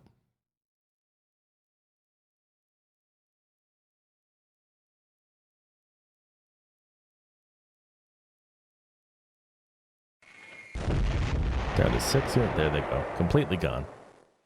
Anti-radiation missiles have wiped out not only the S-300, but also the Snowdrift radar. Excellent work by this group of Super Hornets. If they could all be promoted, I think they would deserve it. That was amazing work. Amazing work. All right, off they go home. Job well done. All right, so compass calls in the air heading towards the nebulous north above the enemy fleet. Our next attack force and their jammers are heading, and their decoy with jammers are heading to the east.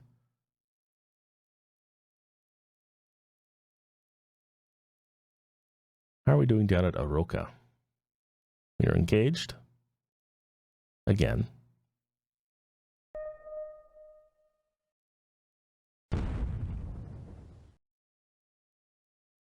Our Falcons are probably in the process of rearming. Let's take a quick look at them. Indeed, they are 5 hours and 50 minutes away. The fastest ones we have are the ones that were not ready at the scenario start. They've got 4 hours and 45 minutes left to them. No air cover for Aroca. And none for Kakuta either, because we pulled that away to deal with Aroca. Of course, the Eisenhower is more interested in the Kuznetsov at the moment. So it's going to be a bit of an interesting hour or two in this scenario. We've left our cities that we need to defend out to dry effectively.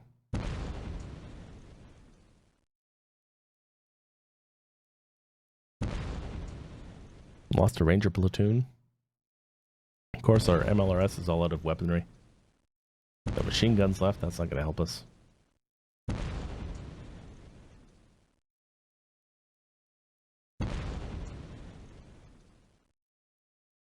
Alrighty, let's take a look at what's floating out here by the first enemy surface combatant group. Su-33s, MiG-29Ks.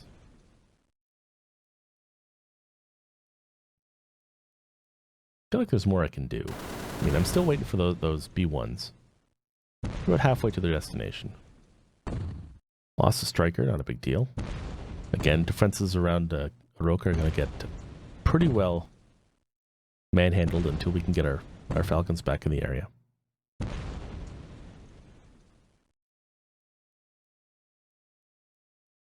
Looking back up here, let's go back to 5 times time compression, going back up to Puerto Rico. We have strike eagles. We've got small diameter bombs. How many small diameter bombs? 8 per plane. 3, 4. So we have 32. 32.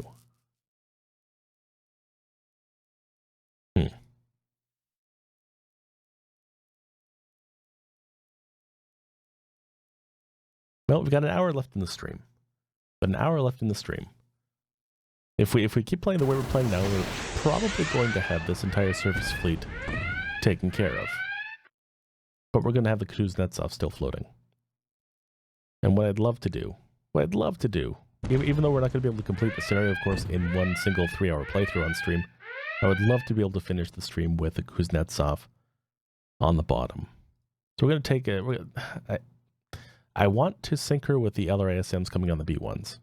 B1s, though, are still far enough away, they're not going to have an impact on the scenario for another probably hour or so in game time. So I'm thinking what we're going to do is launch some Strike Eagles, the small diameter bomb 2 variants, of course. And maybe some F-35 Lightning for eyes? Is that a thing? Nah, radar should be good enough. Radar should be good enough. Let's go to launch our 4 F-35 Strike Eagles with small diameter bombs as a group and send them towards Kuznetsov. I don't believe we've got any other real options available to us. Yeah, that's really it. Do I prefer the non-NATO symbols, or do you just use them for streams? I've always used them because they just make sense to me. I'm not a hardcore war gamer or a person with military experience in real life, so these symbols just make sense to me. I use them all the time because they it's what just makes the game work for me.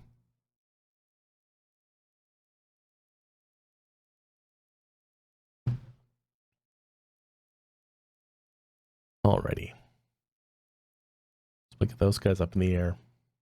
Maybe we'll put the compass call here.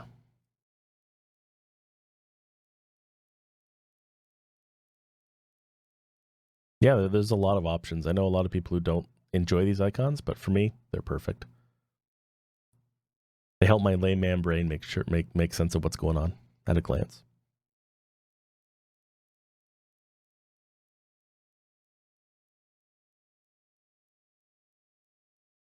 Quick take a look at the score here. Minor defeat still. We got a positive score though. We did destroy that entire S-300 battery.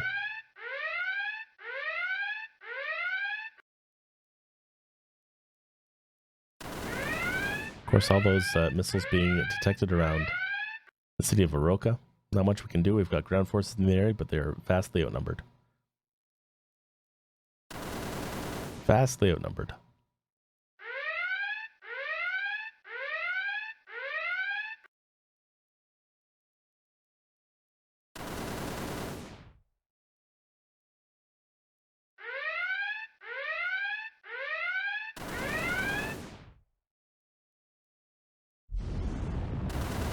Okay, our Strike Eagles have launched.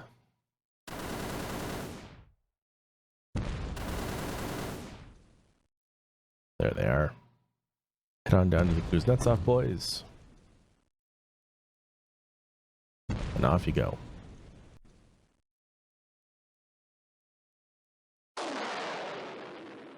Yeah, just before we hit the edge of the radar range here, the white dotted line, we'll get these guys down to minimum altitude.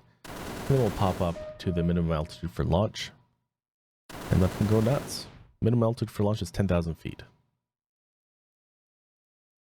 Now, a range of 60 nautical miles means we'll have to be roughly here. So just barely within the anti-air warfare range of the S-400 at Orchilla, as well as the enemy surface fleet. So actually not too bad. Not as bad as I was thinking it might be.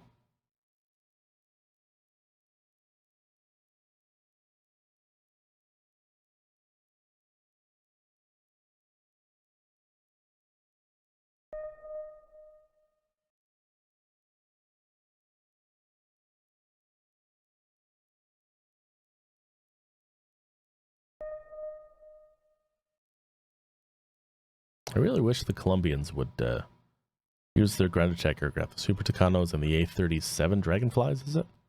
To do some work against these ground targets. Not much I have available to me. Another 4 hours in game. 4 whole hours.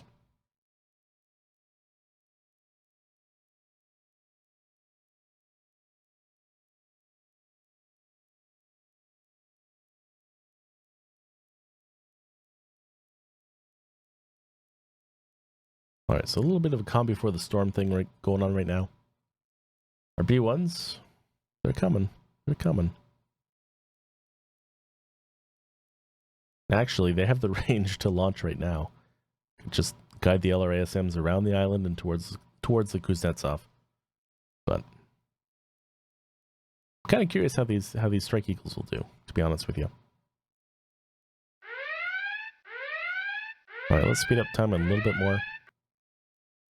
Like I said, we're not going to be able to finish this scenario by the time the stream's done. But I do want to get us to a point where it's a nice cutoff point for us. So we can save it, continue it next time if we're allowed to, and or if we're not, then it'll be a nice cutoff point where we've got some closure. Everyone likes closure. And generally that means in this scenario, sinking the Kuznetsov. There's no better closure at the end of this scenario than to have sunk the enemy carrier.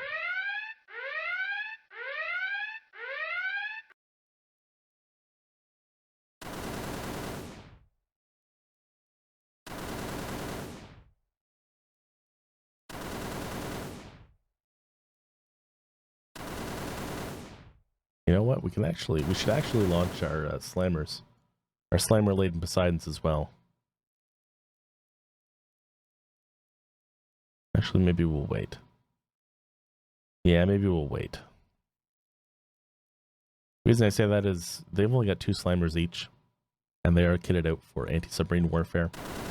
I do want them available for anti-submarine warfare once we sanitize this area of planes and ships. So we'll hold on to them. They're more valuable as an anti-submarine warfare resource, I do believe.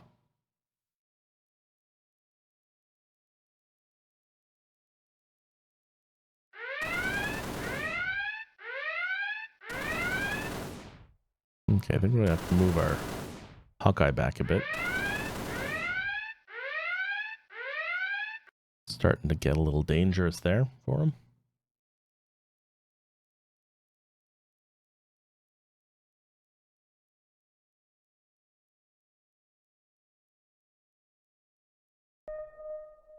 All right, we're dropping our Eagles down to sea level. That should get them in undetected. Quite a while, I hope. Again, the Kuznetsov is our overall target here. Which is roughly right here underneath the Steraguchi. And our strike forces coming from the west are about to run into some. Well, looks to be mainly uncoordinated defenses. Su-33s, MiG-29Ks. Let's we don't need our radars on just yet. Okay, now we do. Now we do. So we're going to say radars on.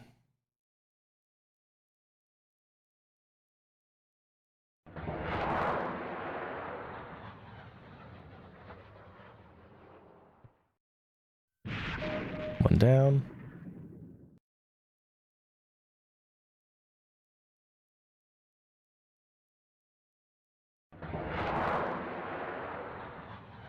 Ruh-roh. Okay, you come this way. You turn on your radars. Turn on your radars. Turn on your radars. Did you turn on your radar? You did not. There we are. Radar's on.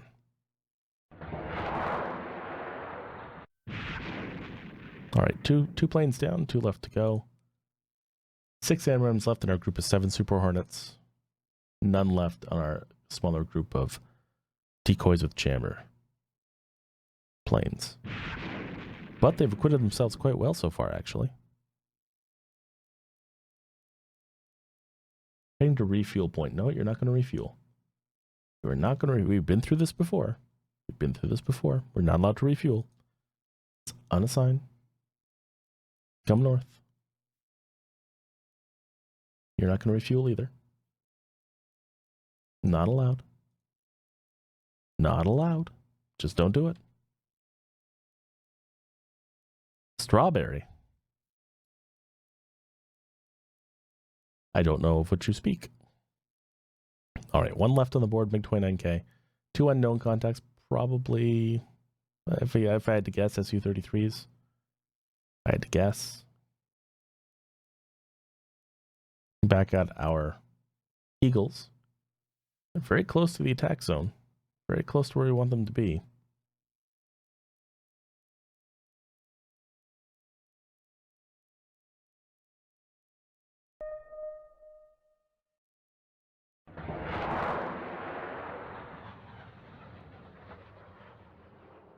All right. They're in the danger zone. Let's pop them up to 10,000 feet. Let's say Admiral Kuznetsov. Fire all 8. 8. 8. And 8. Lower the time compression. Leave their radars off until we cannot avoid it.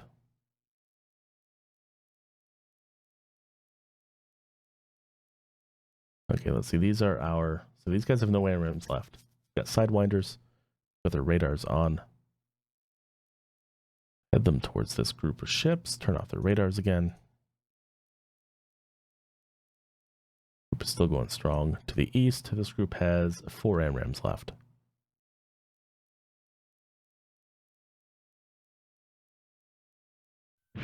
There we go. MiG-29 down.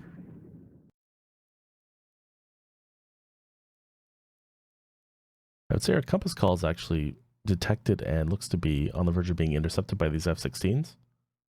That's great. They're pulling them away.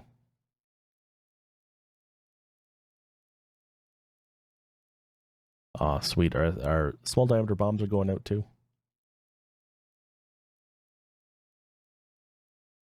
Very slowly. So slowly. They need to go faster. Come on, boys. We're too close to the enemy.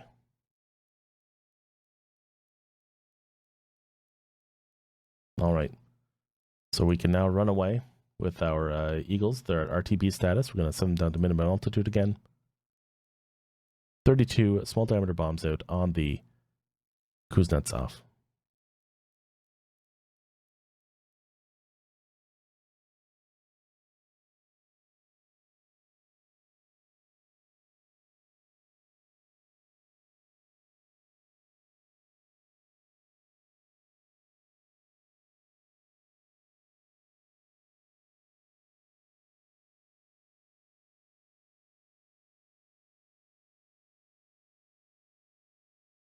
Detention mounts.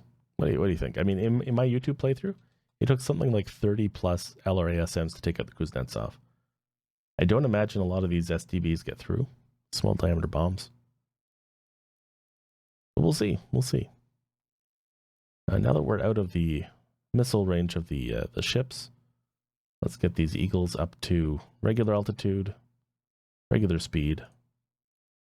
We're towards the compass call. Let's turn on the radars.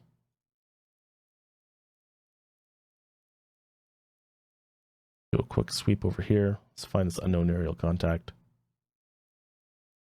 There he is. Nothing to worry about just yet. All right, we want to make sure our compass call is protected against what are most likely F-16s.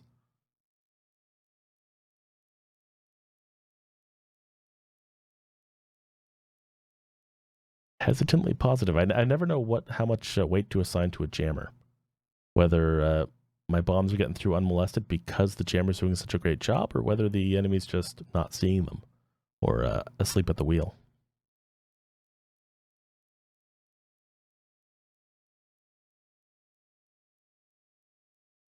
Never know.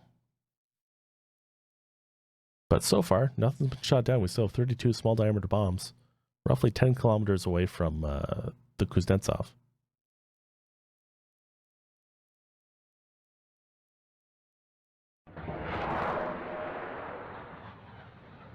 Missiles out on the Su-33 that's protecting the surface combat group in front of the Kuznetsov.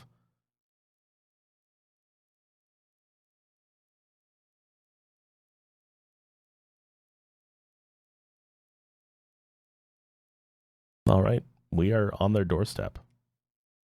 Can you intercept a bomb? Yes, you can indeed. Yeah, missiles, point defenses, Gatling guns, long range, short range, SAMs. There we go. They're being jammed now, so they've woken up to the threat. Will they have enough time to react, though? That's the question.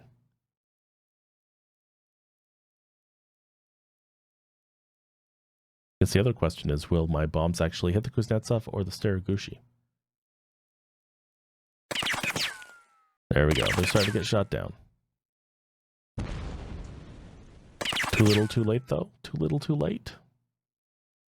25 left, 24, 23, 22, 21, 20, 19, 18, 17, 16, 15. There we go. We got some hits. Okay, so before the game log gets too far away from us here, let's take a look at what we actually hit. All right, where are the hits? All right, so we got one hit, malfunction. Of course, it's always the way. Always the way. So we had one malfunction, one bomb hit, malfunction. We had one full 100% penetration on the Kuznetsov.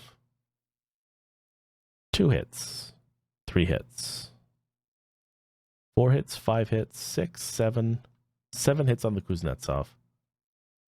The potential for 1 more, or 3 more, 2 more. No, yeah, all the rest missed. All right, so the Kuznetsov has taken 7 small diameter bombs. 7 small diameter bombs. Question I have now is, what's her status?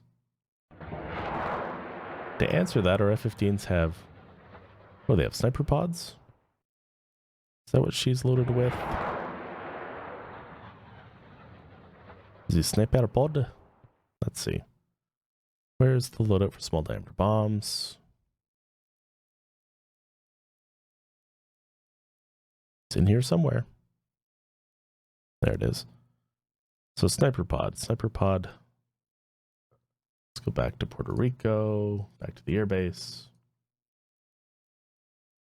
Take a quick look at the sniper pod. 52.5 nautical mile range for surface search. All right, so we have to be within 52 nautical miles, which I think we can do. We're almost there, about 30 kilometers or 30 nautical miles away. Uh-oh. I'm asleep at the wheel. What's happened? Our 7 Hornets have turned around RTB. And they're the ones with AMRAAMs. Oh no, this guy's got AMRAAMs. He just has the radar off. All right. Let's fix that. Asleep at the wheel, Doc. Asleep at the wheel. All right, these multi-J jammers have a range of 500 nautical miles. We can launch them anytime now. But our main strike force with the actual weaponry on them is out of fuel. That is unfortunate. Unfortunate. I was kind of hoping to launch the jammers with the strikes, the missile strikes close behind them. Doesn't look like it's going to be the case. Fuel state RTB. Units leave group as soon as they reach fuel state. All right, fine. That's fine. That's fine. Let's try this again. Let's unassign these guys from RTB. Send them back this way.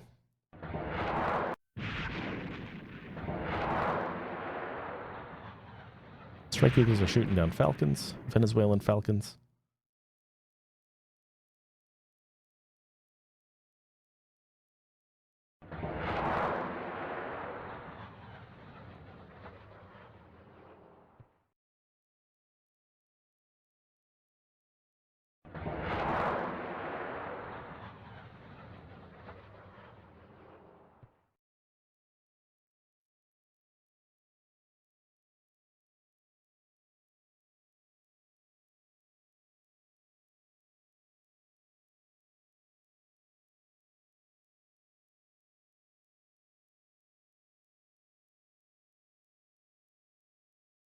What's happening here? These guys are not defending, not firing, because there's AMRAAMs inbound from behind. Should be in self-defense range soon, though.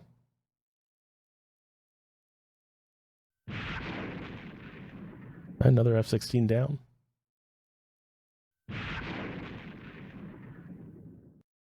There we go. So that threat's been taken care of. All right. Now let's make this strike work.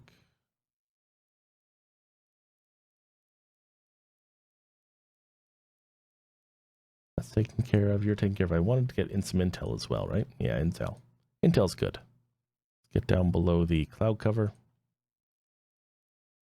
See if we can't get a report on the Kuznetsov. It's down to 8 knots.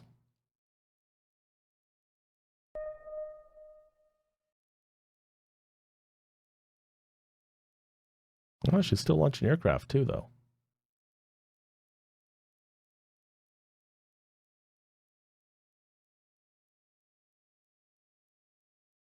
She's not completely dead in the water. Again, last time I saw the Kuznetsov and King of the Border was on the previous version on my YouTube playthrough. She took 30 plus LRASMs.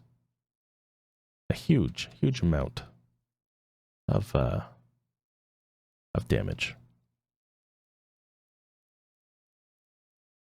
If you get a little bit closer, get eyes on. Hopefully we don't get shot down.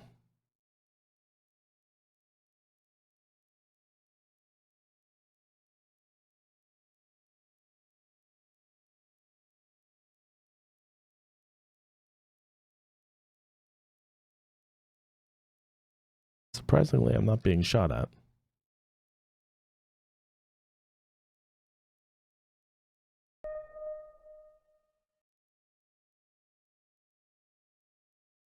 Almost within range. We're about 54 nautical miles away.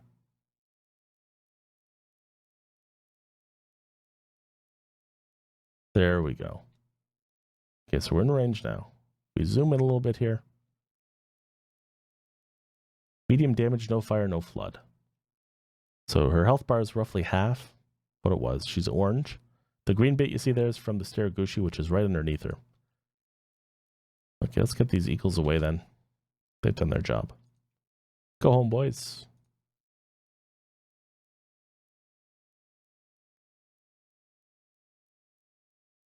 All right, we've got 1 Super Hornet out of fuel, heading home on his own. 2 out of fuel, heading home on his own. Maybe a problem with our strike. Very much a problem with our strike. That's okay. The big prize here is the Kuznetsov. We've done our damage to her. Our B1s are in place now, actually. Let's unassign them from the tanker track. Move them down south. Turn on their jamming. Turned on individually, I guess.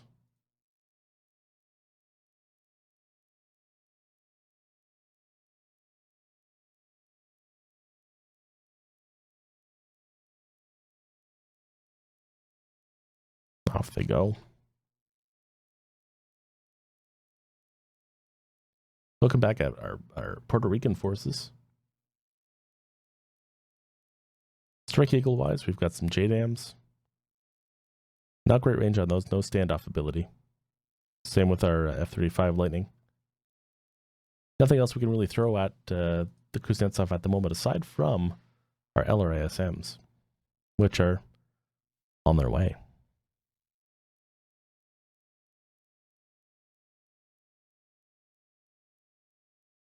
Man, I don't think this attack's going to work, though. We're going to lose another plane to fuel very shortly.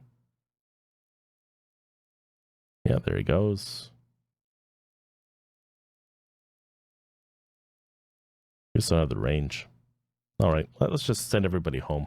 So an exercise in futility for this strike, although we did do some decent damage to their aerial cover.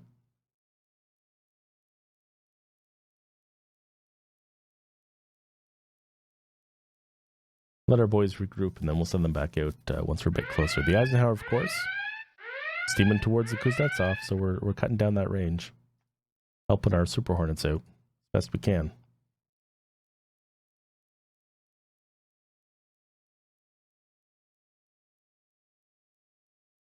Now, down south, we've kind of ignored this for a few minutes. What is setting off alarms? Nothing's actually going on here. Oroka seems to be pretty quiet. Kakuta is... yeah, she's pretty quiet too, although there are enemy forces crossing the border again. Again, our attack aircraft are F-16 Falcons. Ready in 3.5 hours at the earliest, 5 hours at the latest. Nothing in Panama. I wonder if I can rearm these guys. No, they're all set for area loadouts. No attack loadouts available for us. So I think we're limited there at the moment. That being said, Mr. Kuznetsov, we are going to finish you off. Now, I have had the experience of Swiss cheese Kuznetsov in the past, 30 plus LRASMs. We're going to fire all 48 and leave nothing to chance. You might say that's overkill. But with 30 minutes left in the stream, like I said, having a nice place to cut things off with some nice closure is a good place to be. Whether we can continue this on next week or not, I don't know. But if we can, I'd love to. If we can't, though, we'll have a good place to say we did our best and made some massive effect on the scenario. So just a reminder to everybody, we're playing King of the Border, the most recent Command Live DLC that was released at the end of January. There was a major patch to the scenario that was released maybe a week ago, 2 weeks ago. If you haven't revisited the scenario since it was released, I would highly suggest you do it because the order of battle's changed, the AI's been changed. It's not a brand new scenario, but it is very fresh and very much more difficult than it used to be. So hopefully that's come across in the playthrough today. That I mean, in the previous playthrough, 144 LRASMs and done. This time around, we've had to, well, we've actually lost some aircraft. We've had to be a bit more smarter with our resources, which is not always an easy thing to do for me. But we've had some success with our more limited resources in this second playthrough in the updated scenario. So it looks like it's a bit more of a challenge. I am kind of curious as to where it's going to go. Because we still have to attack Orchilla. We still have to take out the Tu-160 strategic bombers that are on the runway there. The Russian bombers, of course. And we've got plenty of aerial assets with which we're still sparring with in the Caribbean Sea, as well as on the sea itself with the Surface Action Group here and the Carrier Group just behind it. But either way, our LRASM strike is out. Lots of stuff going on at one of our, at Kakuta, it looks like. Lost our Ranger platoon. Not much we could do, unfortunately. Not much at all. I will say, though, even though we're sinking the Kuznetsov, even though we are making a pretty good account for ourselves, my favorite part of this stream has, bar none, been the attack on the S-300 battery, which also netted us a snowdrift radar and 3 Su-34 fullbacks that we completely surprised. That strike was I was very happy with how that went. That was my favorite part of what we've done so far today. I mean, you can always sink the Kuznetsov, right? She's always there for sinking. It's little bits like that, little side missions that kind of go off without a hitch that net you more than you're expecting. That are pretty sweet. I thought that was a pretty sweet moment. All right, let's speed up the time compression here a little bit. See if this LRASM strike will net us another carrier.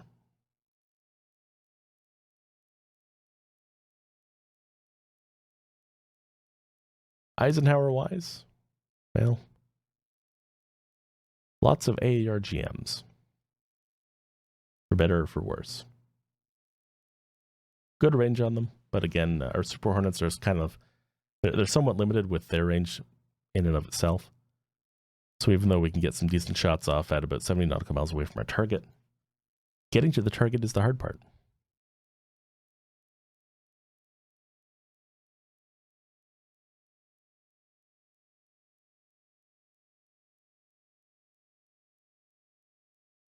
No, looks like I've fallen asleep at the wheel again.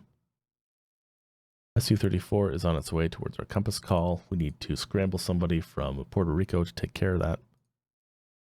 Who do we got? Who do we got? Who do we got? We got some Strike Eagles. We'll launch 2 of them.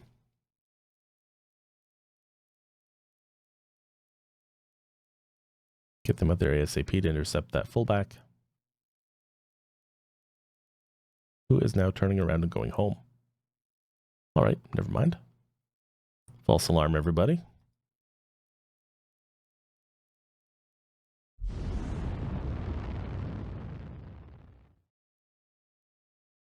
We're moving down for protection anyways. That compass call's kind of out on its own. Very exposed if they choose to push him. Of course, that's probably something that we're getting away with here because the AI just is not the same as a human opponent. I'm very interested to see how this would play through if there was humans on both sides.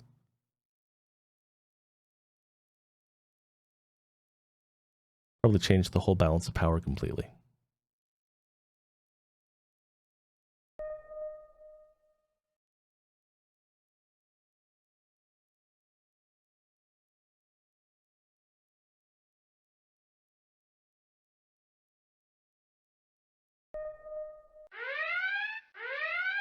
Again, more warnings from our ground forces at Cucuta. They're under attack. Our LRASMs are proceeding without delay. Doesn't look like they've been detected or even threatened to be intercepted by anything at the moment yet. Radar's on for our Strike Eagles.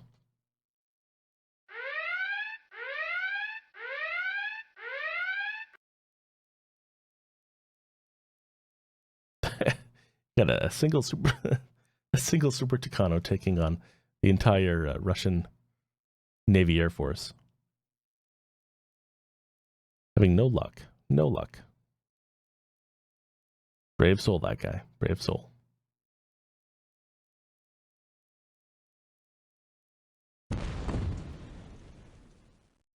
Alright, so we're starting to lose units around Cucuta. Again, no big surprise. To be expected with all of our aircraft reloading on the ground.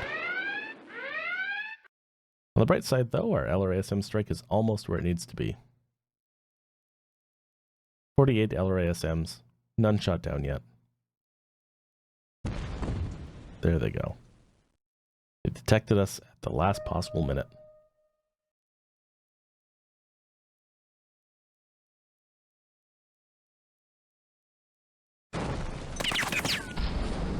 Alright, we're hitting things. Looks like the Kuznetsov. Oh yeah. Oh yeah.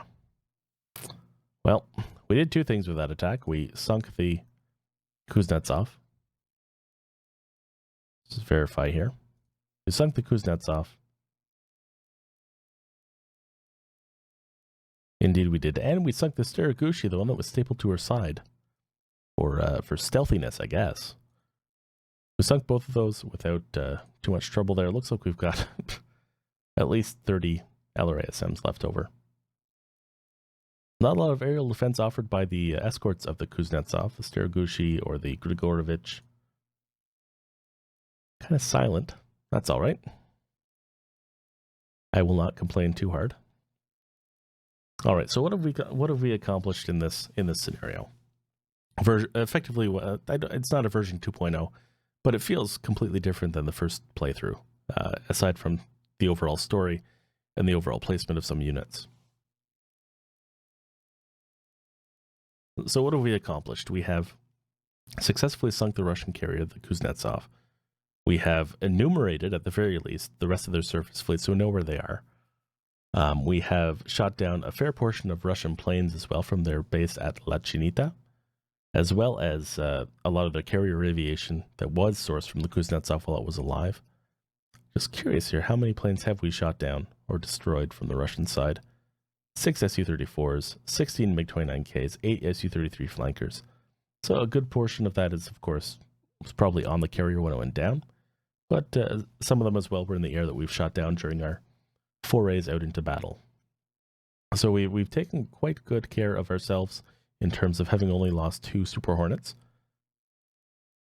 The strike capability of the Eisenhower is somewhat underwhelming at this point in time. I do think it's going to take us a bit longer to deal with the rest of the surface fleet, because we simply have to wait for reloads and range to decrease before we can really affect an outcome there. And the amount of strike aircraft that were available to us, again, we only have 2 B1s, whereas in the previous iteration we had at least 8. So a lot less resources to work with. And I do think, though, we're going to kind of leave this where we left off the last stream, which was we sent the Kuznetsov. We've had amazing success there. We have defended Oroka and Kukuda as best we can. Once our aircraft are back on the line, we've got another 3 hours, I think, minimum. Another 3.5 hours wait for at least the first ones to come back up and be ready for us to send back out on missions. I think we're going to say it's a success. We've defended them as best we can, and once our units get back to the front, they will just do the cleanup, and that'll be that. The one thing we have not done, in the slightest, is taking a chance at Orchila, the island airbase of Orchila, which is apparently defended by 2 S-400 Triumphs. The cream of the cream. Now the question is, how many missiles do these guys have? Probably a lot. Probably a lot. Not sure how many they would come with by default. The database doesn't give us a for sure answer in terms of, I mean, the capacity is 32. We don't know how many reloads they have available to them or anything like that. So they could have 32 missiles available to them. They could have 64. They could have 96. Who knows? But either way, we'd have to defeat these 2 S-400s and then hit the airbase. Now, what we did last time in the playthrough is I launched a Tomahawk strike that never actually finished because it couldn't get there in time because the scenario was just bogging everything down in the last 20 minutes of the stream. I'm going to try that again, though, because we've got nothing else to do at the moment. So we're actually, what we're going to do here, let's save as. Let's save as, just in case we have a chance to come back and play this through again. Let's save this as Twitch Slith V2 pre-Tomahawk. There we are. So we've saved it here, and if we do get to play it through again, we'll pick it up from here. But what I would like to do is have a big old T-Lam strike. That's right, PS359. It's like you know me or something. We've got 176 available on the Eisenhower group, roughly 56 on the Littoral Combat group, then of course 12 on most of our submarines. So that's what we're going to do here. Let's take our Eisenhower carrier group. Let's zoom on in. Find Orchila Air Base. And say we don't care about any of the runways or the taxiways or the bunkers. Perfect. We've got 1, 2, 3, 4, 5 hangars. Let's take 8 on him, 8 on him. Eisenhower, of course, doesn't have T-Lams, but we have 56 on the Arleigh Burke. Let's do 16, 16, 16, and 8. The Oscar Austin has another 56, so we'll do 16, 24, we'll do 16 here, 16 here, and then he's out, and then the Pickney, 16 here, 16 here, 8, 8, 8. There we go. Roughly equals. That's 176, give or take. Maybe 184 Tomahawks. No, I think it is 184. We launched the C variant and the E variant. Now, of course, we didn't pick the course for these. We didn't do anything of that sort. We didn't tell them to avoid enemy contacts. They're just going to kind of default pick their course and go. From the littoral group, we're going to go with... Why can't I see the... There it is. We're going to say again, same thing. Hangars only, please. We've got, let's say, 12, 12, 12, 12, and what's that, like 8. There we are. You never see this kind of waste in real life, so That's what makes Command great, is it's a wonderful sandbox to try out crazy ideas. Crazy, crazy ideas that you'd never see in real life. All right, so we've got 20 Tomahawks on the submarines. Make sure they're on magazine. Or, sorry, on the weapons. Looks like they are not. Oh, they got VLS cells for the E variant, which is all that we have. 12 by 12. They don't reload, do they? I don't think they do. So I have to launch some out of tubes. Let's see. Let's see.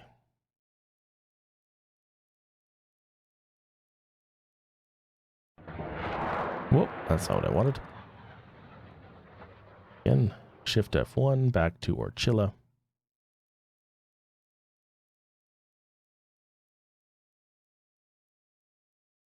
Submarine too deep to launch. That's fine. 4, 4, 4.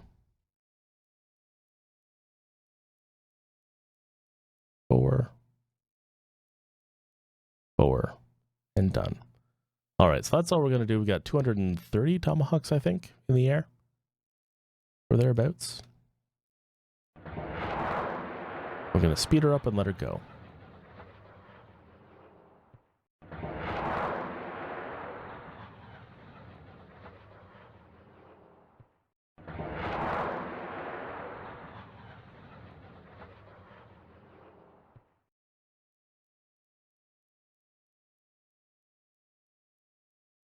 All right, so that'll be that right there.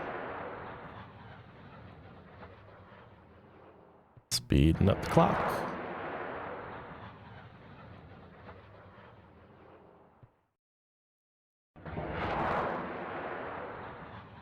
Don't worry about the money. Money shmoney. Is freedom worth more than $430 million? I think it might be. That's what we're ensuring here. The freedom of the Venezuela, the freedom of the, just the freedom of all people. That's what we're doing. Freedom of all people. All right, so we're noticeably more choppy. We certainly have added to the stress of the scenario.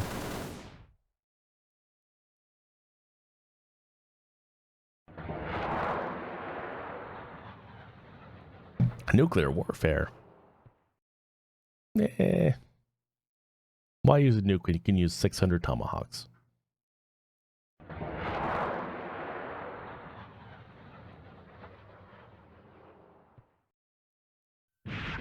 There we go.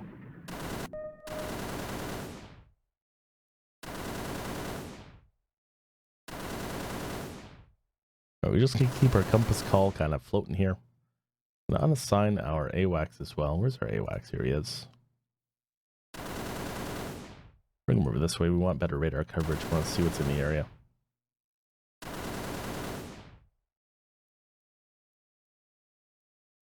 Now that range on his big radar dome gets us 350 nautical miles for air and surface search. All right, so that's a nice big range.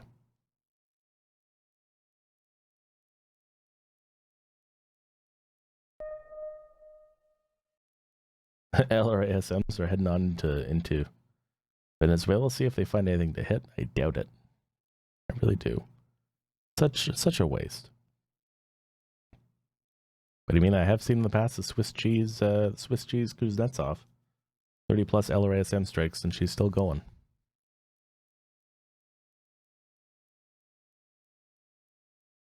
All right, so what's the over under here? So we've got 2 S-400 batteries on Orchilla. We've got enemy air defenses as well, still active. We've got, we saw in the last playthrough, MiG-31s at the very least around Orchilla as well. Got ships with capable anti-air defense in the path as well. How many Tomahawks do you think we'll get through? We've launched roughly 230, roughly speaking. Do you guys think 20, 30, 40? Do you think we'll actually kill the bombers, or do you think we're going to miss and lose all of our missiles? What do you think?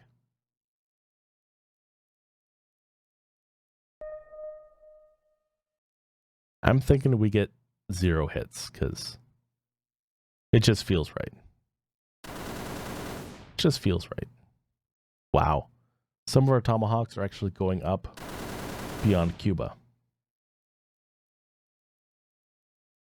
That seems a little overkilly, considering there's a no-fly zone there.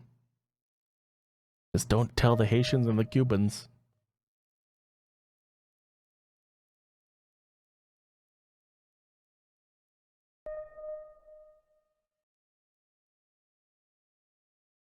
Some will get through, eh? No, you guys are a little more hopeful than me.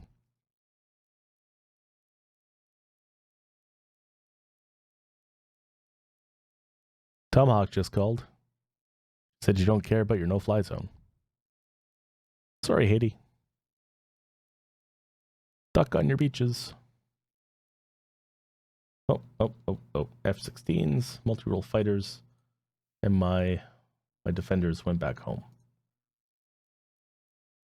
What do we need? We need launch 4 as a group.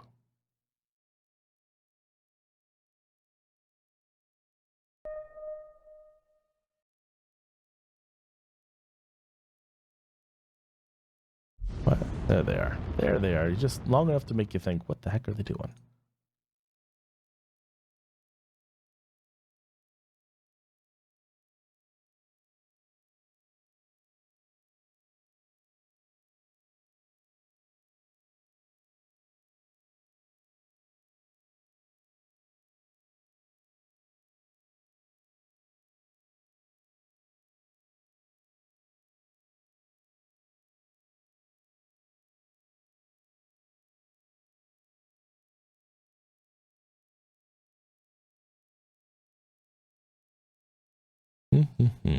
Well, so far so good. No tomahawks lost. So far so good.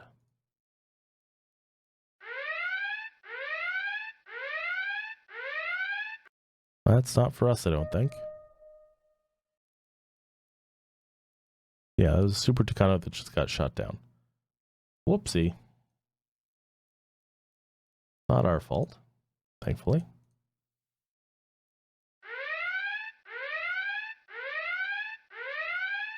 Oh, we got SAMs being fired off by the escorts of the Kuznetsov. And some of the tomahawks coming by. It's all right, though. It's only about 5. Not even a significant amount. We can afford to lose a few tomahawks. I mean, not all of them.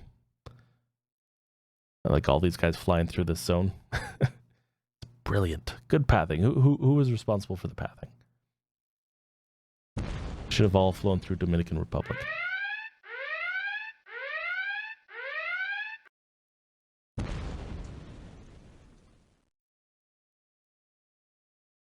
Alright, we've got a Tomahawk strike flying over a Grizzly battery, a snowdrift radar. There's no way they don't see them coming. There's no way.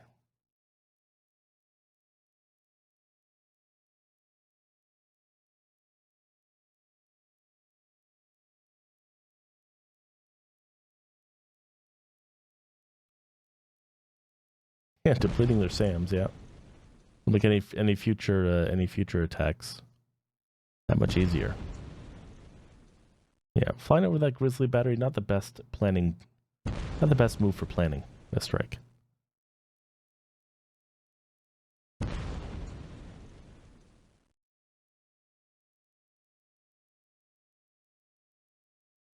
I don't know, we're staggered enough. I feel like they might be able to handle us a lot easier.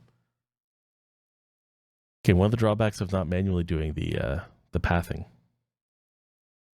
But I mean, we're kind of throwing this at the wall. We got 8 minutes left in the stream. I want to see a result.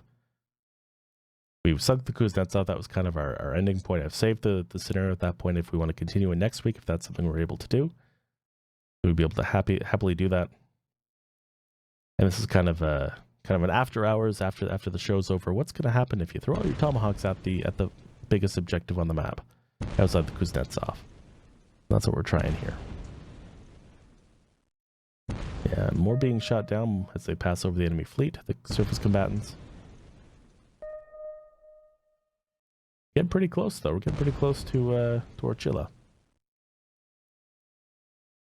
It's an encore, yes. This is what happens after the standing ovation. Tomahawk strike.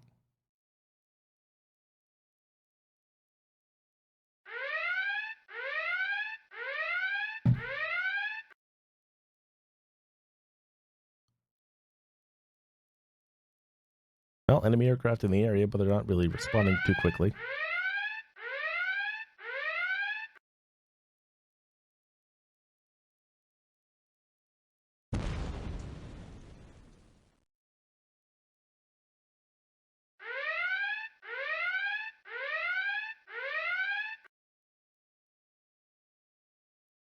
All right. We're almost at the moment of truth.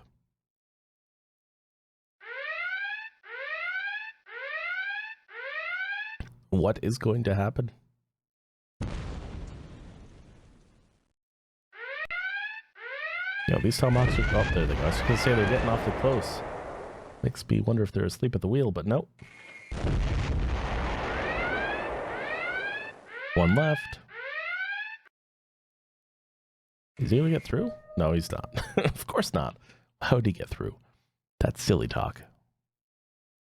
All right, so our first initial wave is down. We got plenty more where that came from. Looks like the airborne assets in the area have engaged as well.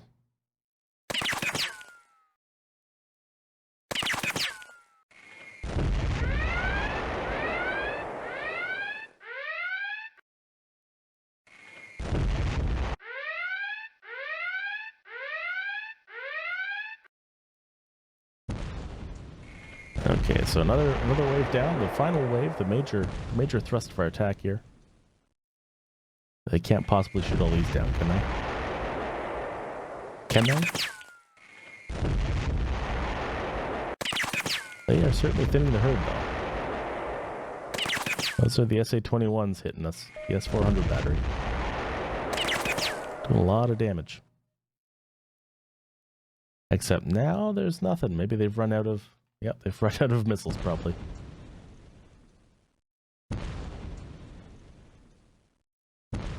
SA-22 Greyhound's putting up a fight. Got some hits. Oh, there's a hangar hit. There we go. We're doing some good damage. Nice job. Tu-160 destroyed. Well, we found one. The blind fish found the thingy. Whatever blind fish try to find.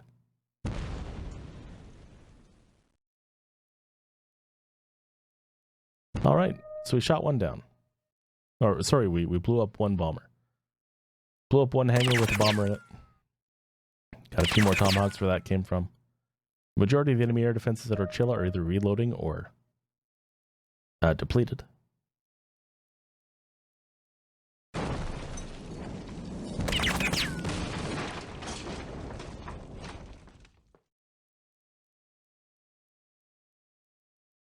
Wonder how many hangars are actually left at the base by now.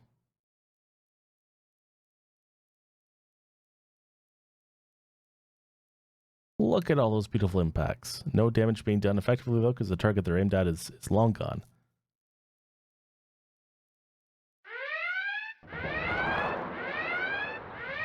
All right, so I think that's it. Let's just zoom out here. Oh, no, there's a few more. There's a few more. But I think we've accomplished what we set out to accomplish. The enemy has lost. On the Russian side... Where is it? Where is it here? Okay, we destroyed one hangar. That's it. I would have thought I would have thought we'd have destroyed a lot more. And I don't see the Tu-160 in there somewhere. Venezuela has lost... Okay, 5 hangars. Oh, okay. So it lists the Tu-160 are listed under the Venezuelan side, not the Russian side. We destroyed 5 hangars, so that's all the hangars. And the two Tu-160 Blackjacks, which was our objective.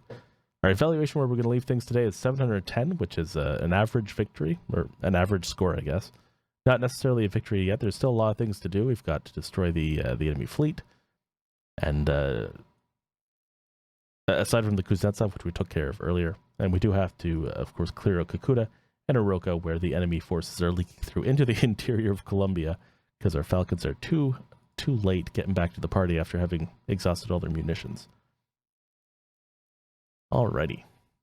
So, in conclusion, I really enjoy what they've done to this scenario. They've made some good updates to the order of battle. They've made it a lot more challenging from the American/Colombian side, and they made it feel a bit more real. The Colombian AI especially seems to have a bit more punch to it than it did in the past. So, thank you for joining me today. I hope you all had a good time. I am Dr. Zayas of the Stoic Frog Gaming channel. On behalf of the Slytherin group, thank you for coming out to this afternoon's stream. Hope you enjoyed the Command Live DLC performance of The King of the Border, recently updated to a newer version a week or two ago. The King of the Border, of course, is currently available. It's the most recent Command Live DLC released about 6 weeks ago. You can purchase it on the Steam store as well as the MatrixGames.com store. And in its updated form, it's a ton of fun. I'm looking forward to playing this through. I'm playing through the older version on my YouTube channel. It's actually done. I just haven't edited the final videos to get them online yet. But I would totally consider going back and playing this through again with the updates they've done. It almost feels like a completely different scenario. All right. So that's the end of the stream, guys. Hope you guys enjoyed. If you're interested in learning more about me, you can follow me on Twitter at twitter.com/stoicfroggaming. Or you can follow me here on Twitch, twitch.tv/stoicfroggaming, or on YouTube, where most people know me, at stoicfrog.tv. All right, guys, thank you so much for watching. Hope you guys had a good night and enjoy the rest of your weekend. And we'll see you again next time. Take care.